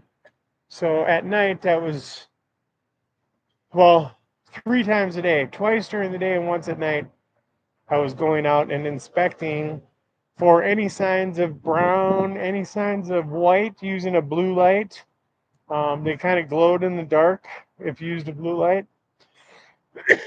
And then just basically, at first, I was taking everything in that area off. But I found out through practice, basically, if you just surgically take out that one section that worm is in, the rest of the flower will be fine. But if you get too much of an infestation, it starts to stunt the plant.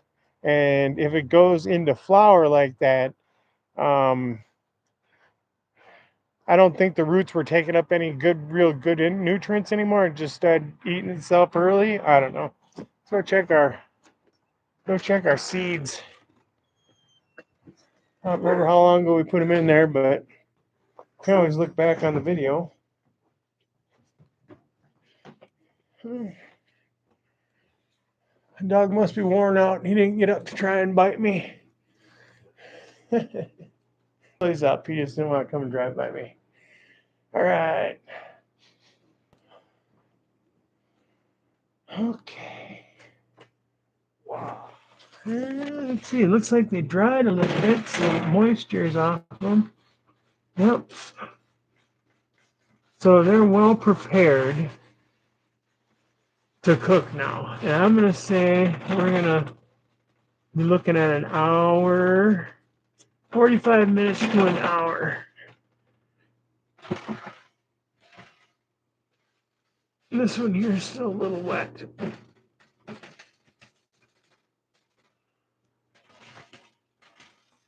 But I feel the salt on my hands now, so that's starting to crystallize again. When I had the water and the oil on there, that wasn't the case. All right. This chicken still tastes the way it tasted before. Been making the chicken for probably 2.5 years now, somewhere around there. Pretty good. Doug!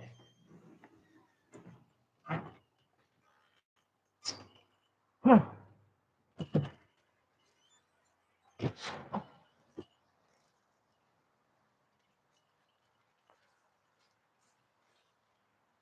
Doug likes to play with the zip line. See if he's going to play it.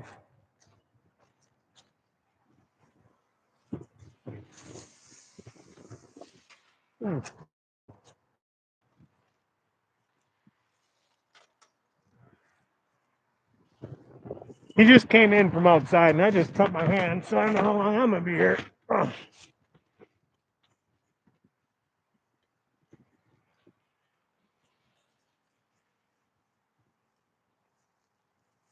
I appreciate everybody checking this out today.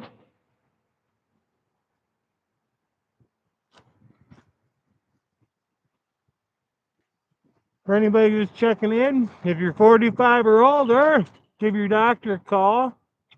Have them set you up for a colonoscopy, him or her. And then you can always talk to the Cologuard people and see if they can send you out one of their boxes. That's always a good deal, too. Just be careful if you have they say prior history or whatever, or, whatever. That may be based on family history. And if you have any chemical background in your history, you're going to want to probably get a colonoscopy. Just better option.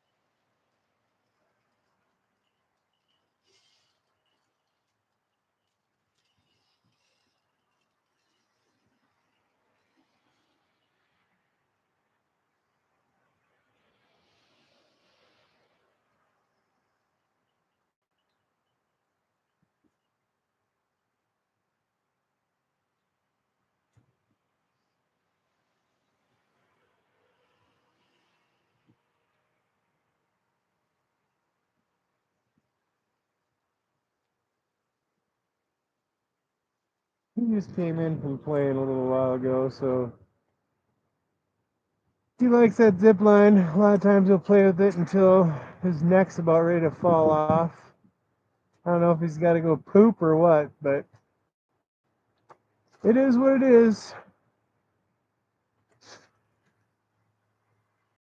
Traffic go by. And really, I don't need to sit on here. I was going to show you guys the outcome of those sunflower seeds, or those pumpkin seeds, squash seeds, whatever you want to call it.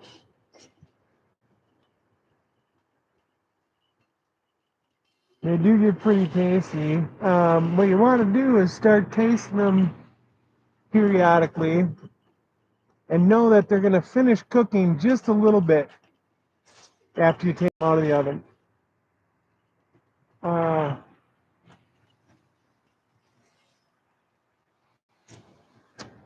I like them to where they're delicate. You don't want them to where they're completely dry because they just turn to dust when you chew them. But just before that point, to me, is perfect. I don't like them when they're stringy like sunflower seeds. Pumpkin seeds are a lot like that. In order to get the inside cooked, I think you have to slow cook them enough, or cook them, maybe boil them or something prior, and whatever. But the slow dry, they'll turn into a light to a medium brown, and just be crispy. You'll throw a handful in your mouth, chew them up into little bits, and you taste everything. You taste the seasoning, you taste the way the shell tastes like when it's cooked, and you actually get a flavor out of it. It's not just the grainy, stringy, fibery thing. And then you also get the flavoring out of the seed inside. You want to have that outer shell crumbly like that because that's got all your flavor on it. And you don't have to suck off the flavor, then split the shell, and then eat the seed. You can eat it all one time. And in Minnesota here this time of year, we got winds, colder temperatures. I've been cleaning leaves up in the yard. I made a time-lapse video that I got to chop together. I got to remember how to use one of them editing softwares or whatever, but eventually I'll put that on there because I thought that'd be a cool idea.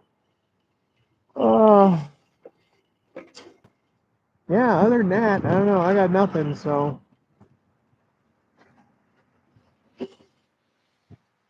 Right, he's going to call it. If I'm on in the next couple of days, I will show off those seeds after they're finished. So we'll let the dog here play.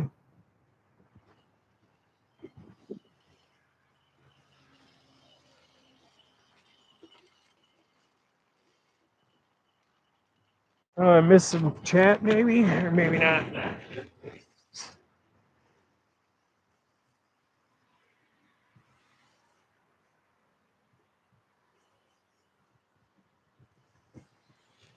Nothing was coming off the skeleton. Out the ends of flowers.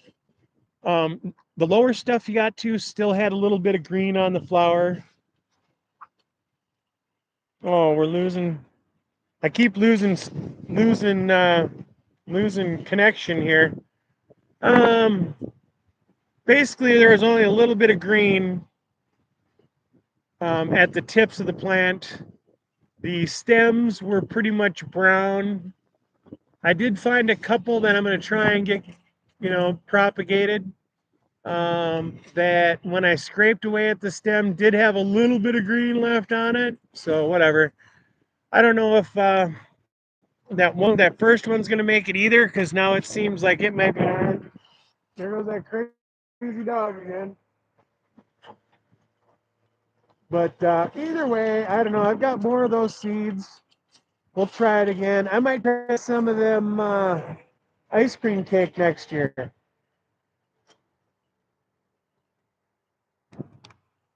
I think the way I saw those plants this spring, those volunteers that popped up, there must be a fire in the area. I see smoke, quite a bit of it. Oh, yeah, and then there's traffic stopped out on the freeway, too.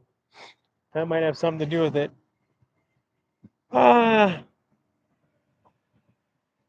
So when those volunteers popped out there and we got that cold weather, I seen all that purple on the leaves, and they're only like 2 inches tall, so, or maybe 3 inches tall. So I might want to try and pop some of them ice cream cake this year, just a couple. Anyways, I'm getting cold. I'm gonna get out of this wind. Let's go check on the seeds once. I think the dog's about ready to go take a nap. Yep, I hear him coming behind me. Come on, dog. My hand didn't bleed, so either it got too cold to bleed or it didn't, because I'm seeing a little blood, but it ain't bleeding actively, so I don't think I'll bleed to death then.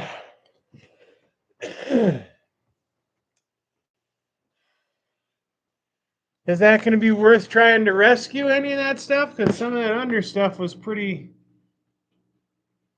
at least starting to rot. I'd hate to go to all the work using that. Or it's making something that I'm just going to decompose again. It works good for patching up the back deck, I know that. If I had more time. Oh, yeah, that's just about right. Just about right there. Seeds, guys.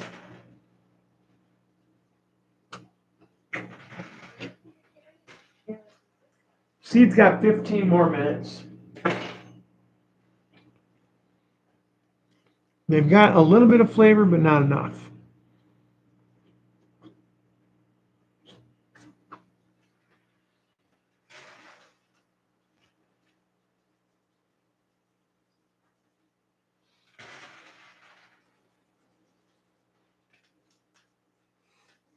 He played the zip line for a little bit. Thought he was going to poop.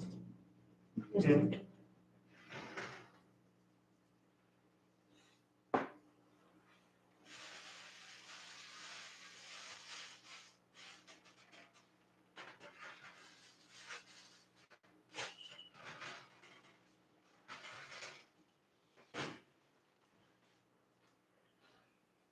All right.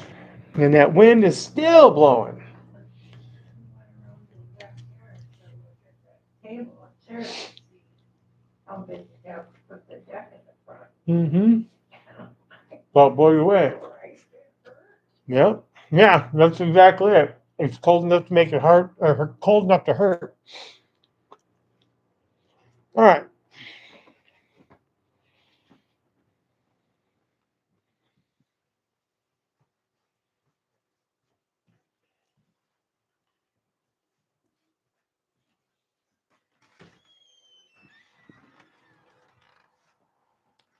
Looks like it's out of the north west. The traffic is stopped. We'll probably hear sirens at some point. Well, I guess that now that we're that close, we're probably within 20 or so minutes of them seeds being done, so I'll check them one more time.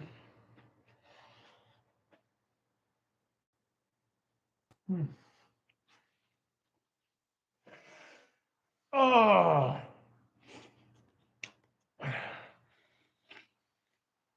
So,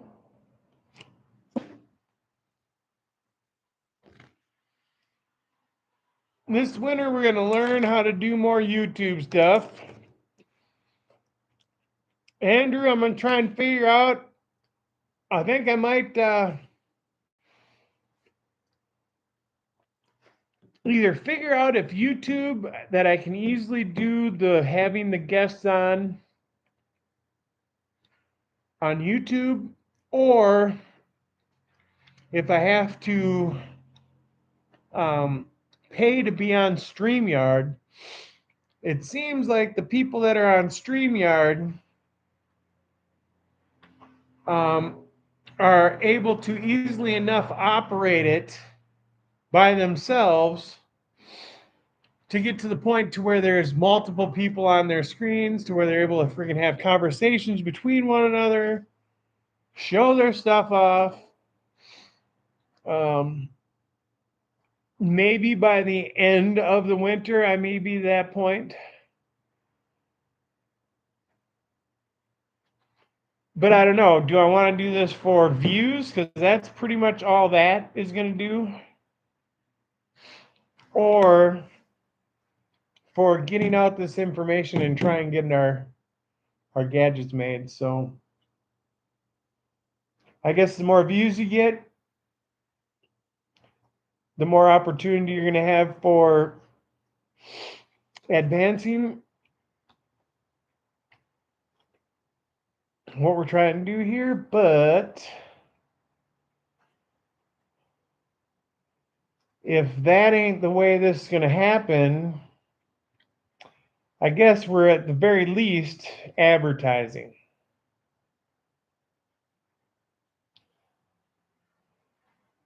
And I do think next year I'm going to have a better time controlling these plants. We're going to dial in on our in the ground stuff. The in the ground stuff was easier to control and a little more stable. Although I did like the ability of moving the things out in the pots. So what I'll do is I'll right away pick 4 that I want to plant on flowering, and I'll try and grow those big. And then we'll keep 4 in pots, just in case, one dies. I'm not planning on putting any plants that are from a seed in the ground next year. I'm going to put clones in the ground as long as they're healthy and as long as we have them. I guess unless they're feminized seeds, if they're feminized seeds, I would probably do that.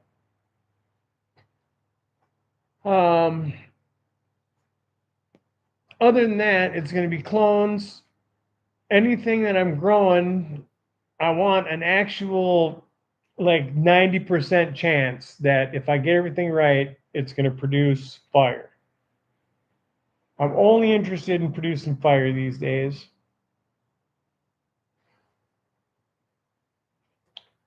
If I do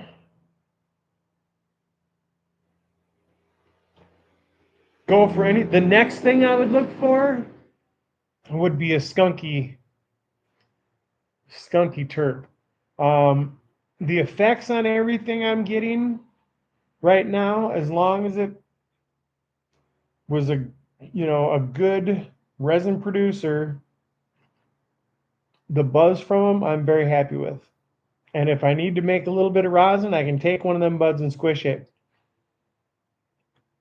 The stuff that burned off, which is the same thing as some of this other stuff. Now, the bubblegum is the only one I really had a lot of success squishing. The blueberry sprinkle, not so much.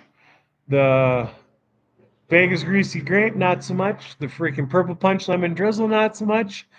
The purple punch and the blueberry sprinkle, there was some, but the bubblegum really, it squished out 3 times what the other ones did. So if I save the bubblegum, it's going to be one of them in the ground, maybe 2 or 3. I want to get that white widow, so that's going in the ground. Maybe 2 of those. Maybe I'll just do 2 widow and 2 bubblegum, if I have the bubblegum. If not,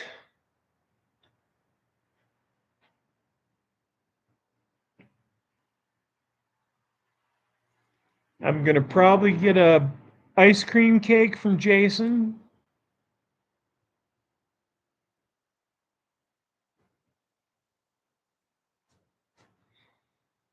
And then pop a few seeds. Probably so what I'll put in the ground, if I don't have any bubble gum, I'm gonna put 2 blueberries or 2 oh, I gotta wait for DJ too. DJ's gonna have something else this year too. He said this year is way more fire than the bubble gum or the blueberry sprinkle. So that's a possibility. So once again, we got several options. It does seem that seed plants do perform better and are more vigorous or whatever. But your clones definitely, as long as the person that cloned them knew what they're doing, your clones are the ones that you can guarantee are going to be something that you can live with. Guarantee as long as you can grow it right. Cheers while I clean this up here. Maybe there ain't none to clear up. Let's just pack another one.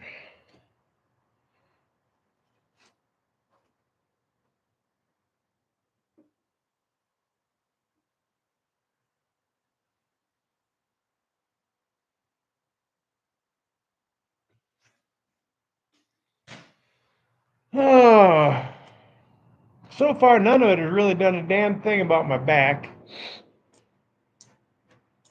I mean, it does. Let me re-say that. It doesn't. It can't completely take away my back pain. I know for a fact, since I'm not in excruciating pain, that it is working some, because my spine, when I wake up in the morning, feels like it's just grinding. Every bit of it's grinding on each other. Cheers, everybody. Oops. Nope.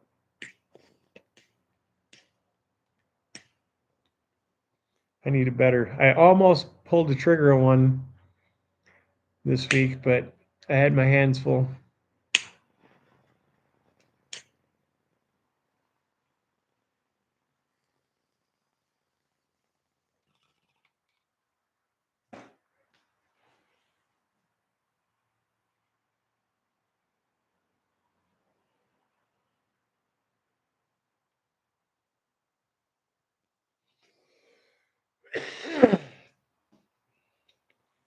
So yeah, I'd like to have like 5 or 6 of us on a screen at some point during the day, having you and Aaron and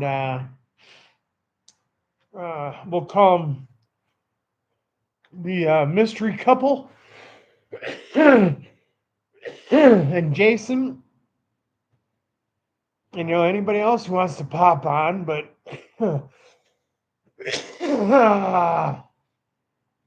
discuss what we've got going on in our area.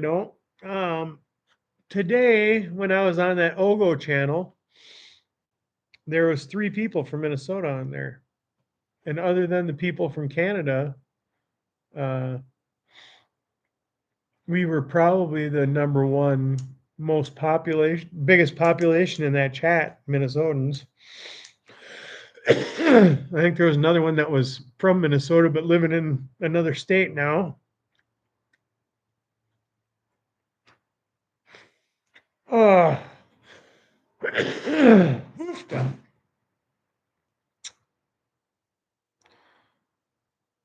Should plug this back in, or I suppose. Oh yeah, here it is.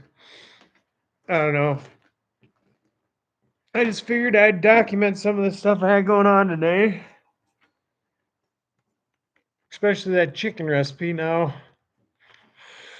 by the time I'm done eating or done cooking, I eat and then I get done. I get stoned. By that time, I pretty much forget what I put into it, because every time it's different. One time it'll be 1 bag, next time it'll be 2, next time it'll be 1, then it'll be 3. So I'm kind of just going as it goes, okay, and then tasting it, okay, whatever. Oh. So The next step will be getting some kind of, and I guess it doesn't have to be live because I figured out the strategy on putting out premieres. So I don't have to actually be doing the video. I can sit there with the premiere and explain to people in the chat while I'm playing the premiere. Problem with that is I don't type so freaking fast. Actually, I'm probably one of the worst typers. And I would just get packed up with trying to explain a video through the chat. So I would probably just be sitting there on the sidelines, conversing, having a good time with people. And then maybe answering a question or two. And then maybe if there was a bunch of questions after that, I would go live, but I don't know. But my brother, you got anything else to add to that? You're going to be raising your family. Andrew said he was going to be growing outdoors again. Some of his other family was growing this year. I imagine they're going to grow next year, so we're going to take that into consideration and plan everything out. We tried to get everybody a plant this year or two.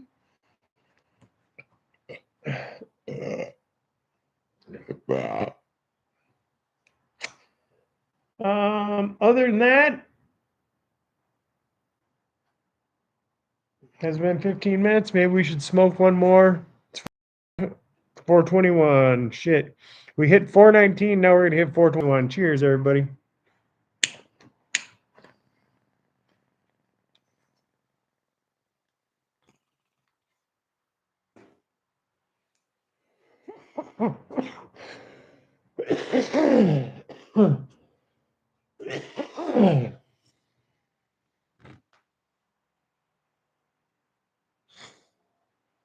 We learned a lot this year.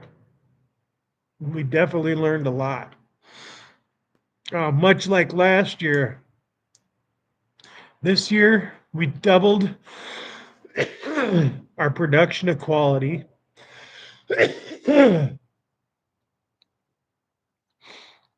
Completely changed our way of going at this by going from salts to homemade nutrients and dry amendments.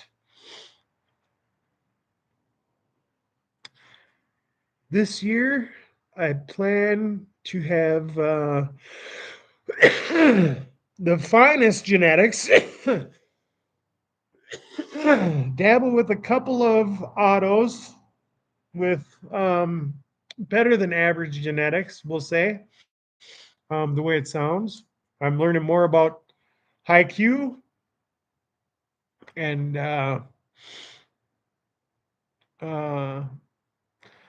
North Star Buds, which are two places that I have seeds from now for autos, and they both seem pretty darn good.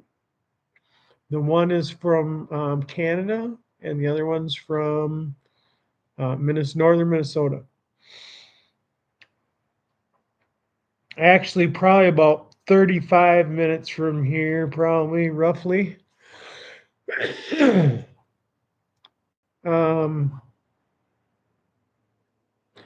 And then training.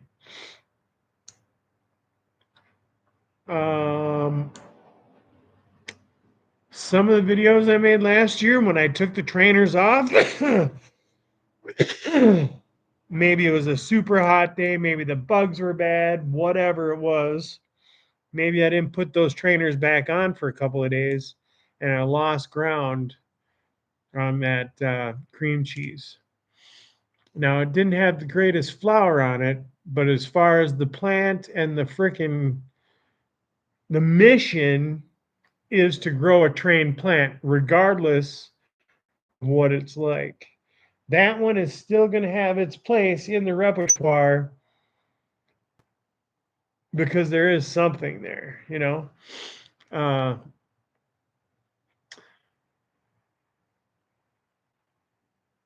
We're going to start out with the good genetics, so we've got that covered. Our variable will be the homemade nutrients again. Because now on those 2 spots, I'm working on a second year in those spots. I've got to create 2 more spots.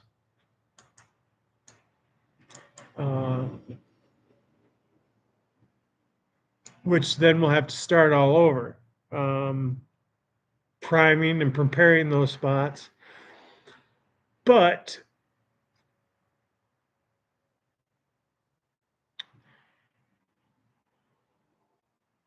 being the second year on 2 hills, and with those granularized nutrients that we put on at the end of flower, that stuff's going to break down throughout the beginning part of the flower. So I'm not going to have to worry about any of the micro amounts of the not the micronutrients, but the the middle of the road nutrients, the non-essential but beneficial nutrients. Those are going to be released in small amounts through the beginning of the season, which the plants still need, but they don't need them in large amounts. But because I didn't throw a whole lot of blood meal on there in the end, we have all those grass clippings, and that kind of apparently puts it at a deficit for nitrogen. We are going to have to get some nitrogen in there. I was doing that mostly with fermented plant juices this year. And that's probably the way I'm going to go. But I am going to do a dry amendment top dress again. In Minnesota, we don't get open ground until probably June. Open warm ground, okay? Because if we throw this stuff on there in the middle of winter, the microbes ain't going to break it down, so it's just sitting there. So I got to wait until it's able to be processed by the microbes. So I'm going to hit it with bone meal, blood meal. I have to go dig up some more. I still have some, but I'm going to go dig up some more of my clay. I have a bunch of blue clay in back, and not a bunch. So there's deposits, small deposits in a few places of blue clay that I dry out, and it turns into a very fine powder that basically floats away on the wind if you let it. And that's what I use for my rock dust. Get some of that and put that in there. A couple other amendments. And some peat. I have a bunch of natural peat out there. And then some compost. Basically, I'm making my own potting soil that will never see a pot, basically. It's going to go right into my mounds. That's what's going to create the mounds out there. So right now I have a hugel culture back there, hugel culture bed out there. That in a few years will pretty much, for the most part, make its own nutrients. It's only, well, the mound itself is cold, but I've only, in the last 10 years, I suppose, have been adding the wood to that area, the logs and stuff, and the platform that we stand on when I'm out there. That stuff's going to break down and keep the moisture in the ground and give it, all the micronutrients it needs. All right.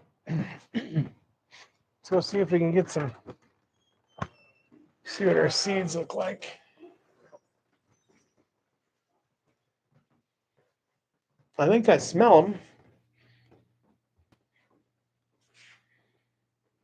Okay.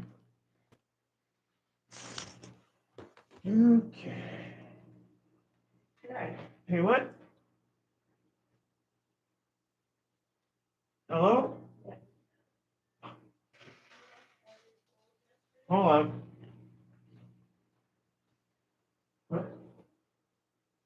Did you wash all your clothes yesterday? I don't know. Did I leave some in the washer now? In the dryer? Oh. Oh, that's funny that you gave me. Thanks. Yeah, I ended up putting more. I ended up putting wash in there again last night.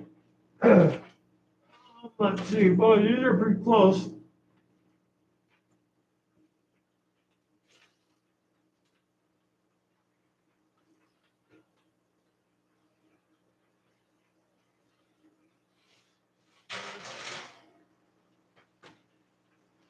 Still gonna give them a little time. I would say they're flavored perfectly.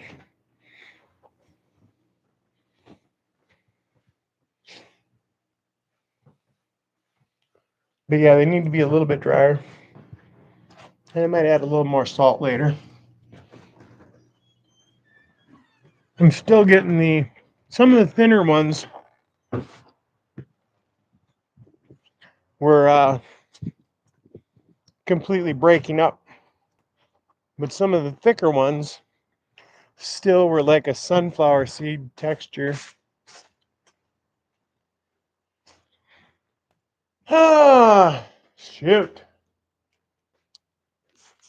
Anyways, it's not that important that anybody see this at the end. Nobody's going to watch this to the end anyways. So peace out, everybody.